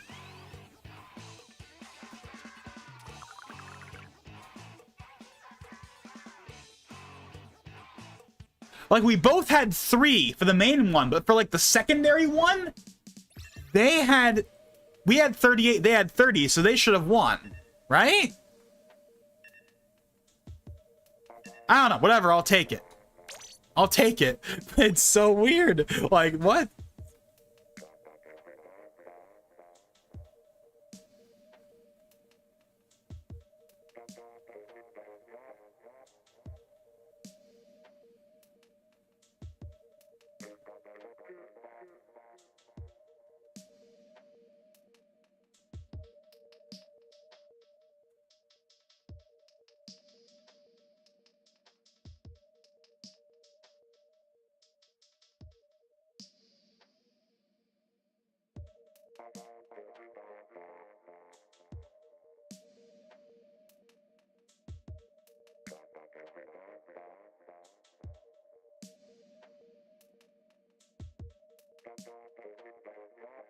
If the other team is at, say, 60, and you break their shield, also at 60, and you don't throw any more clams, then they have to, okay.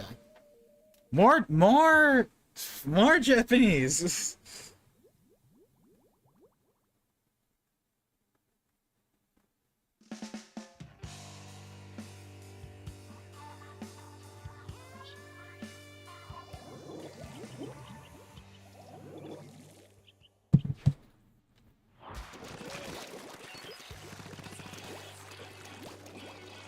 Is this incoming? Yes, it is. You do not hear ink coming in this game that much. You hear Splatak all the time in the first game. You do not hear ink coming that often in 2. At least I feel like I don't hear it often enough.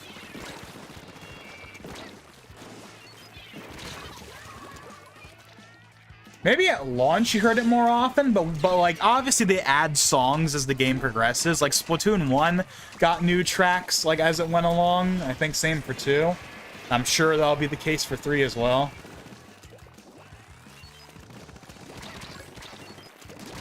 Oh dang it.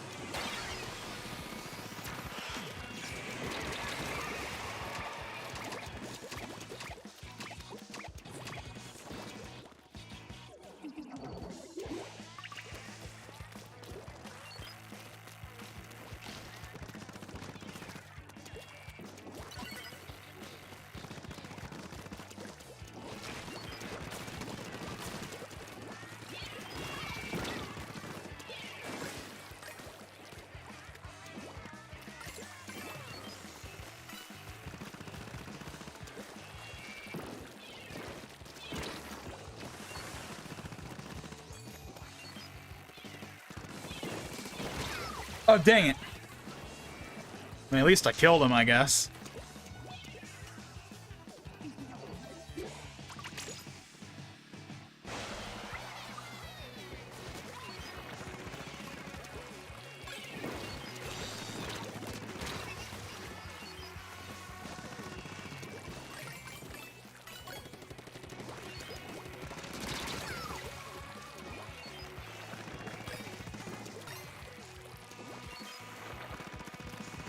Oh god, we are really far behind. Oh, dang it. Okay, at least I activated it that time.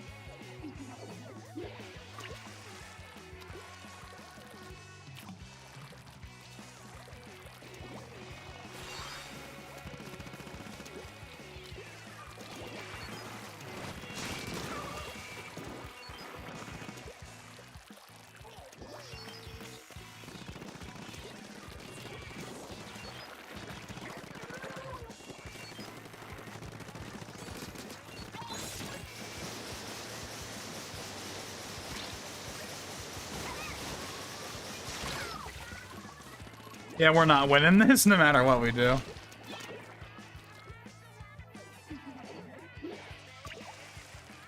Wait a second. Why is it now or never started?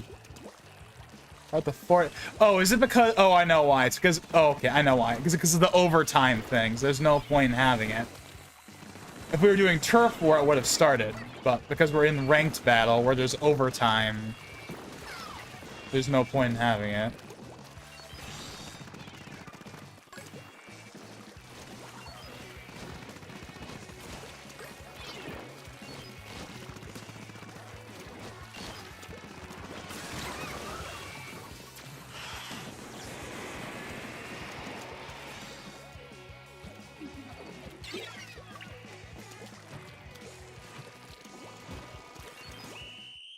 Alrighty. Yeah, we completely got destroyed in that one.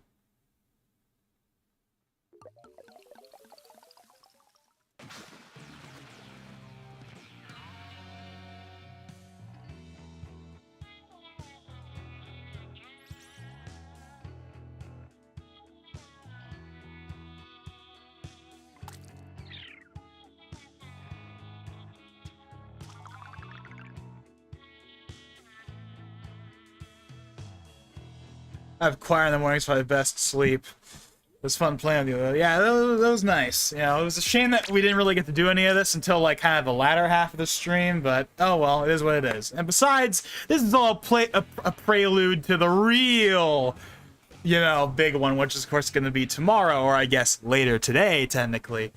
Again, assuming Amazon doesn't screw my thing up. So you know how earlier I said I had a little, like, thing I was going to do? Well, we're not going to do that today. I might do that tomorrow, even though it'll be like a day late, like when more people are here.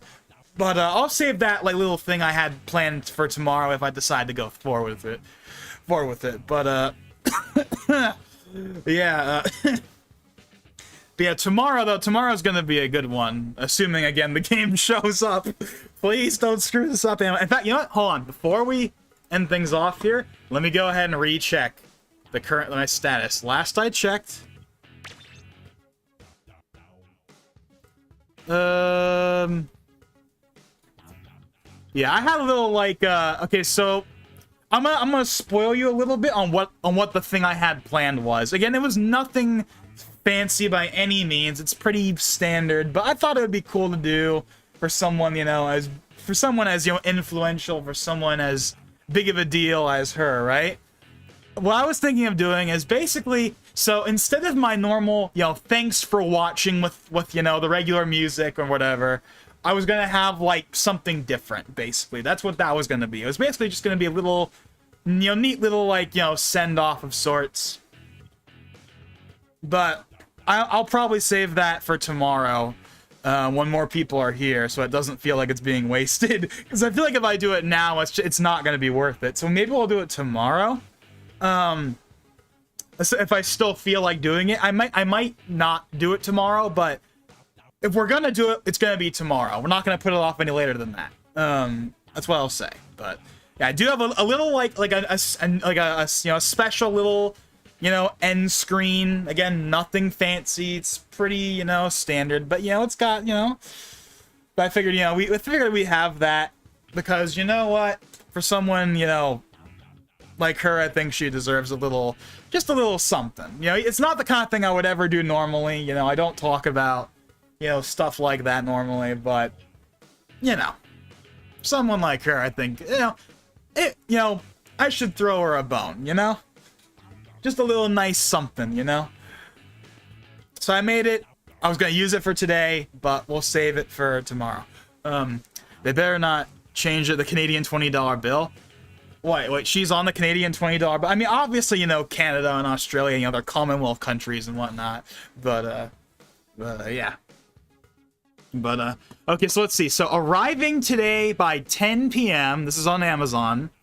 And still hasn't shipped yet, so let's hope to God that when I wake up tomorrow or later today, that it's actually moved. Oh man! If I wake up,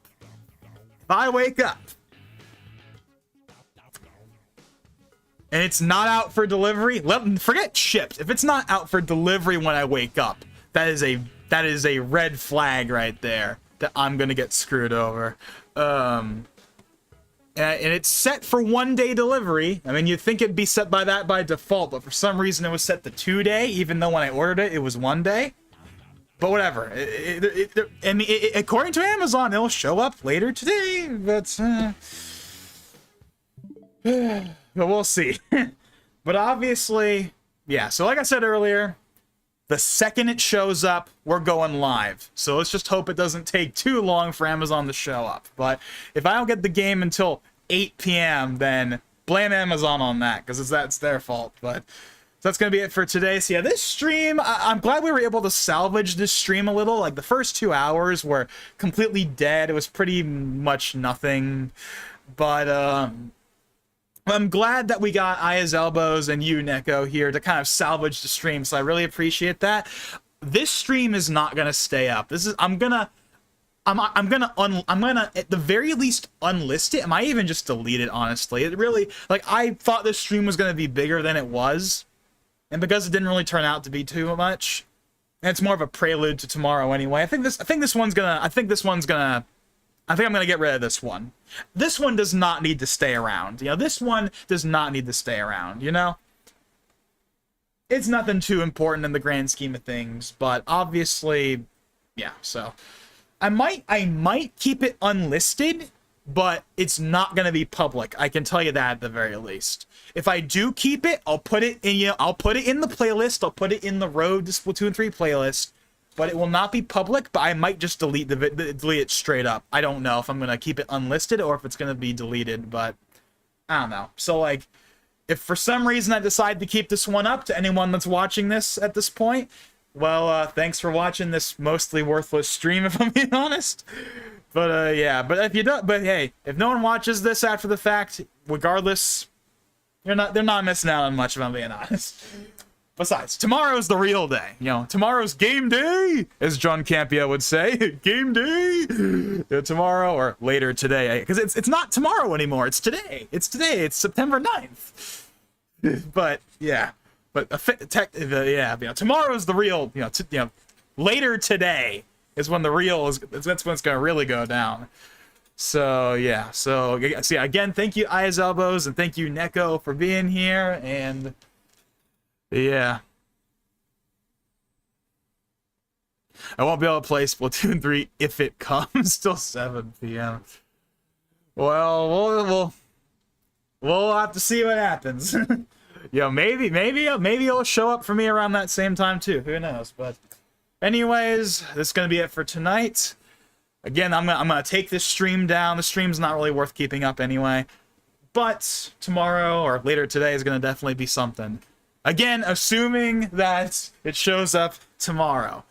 Obviously, if you see no stream from me tomorrow, then you know that Amazon screwed up. But officially, as of right now, it's still coming. So, yeah.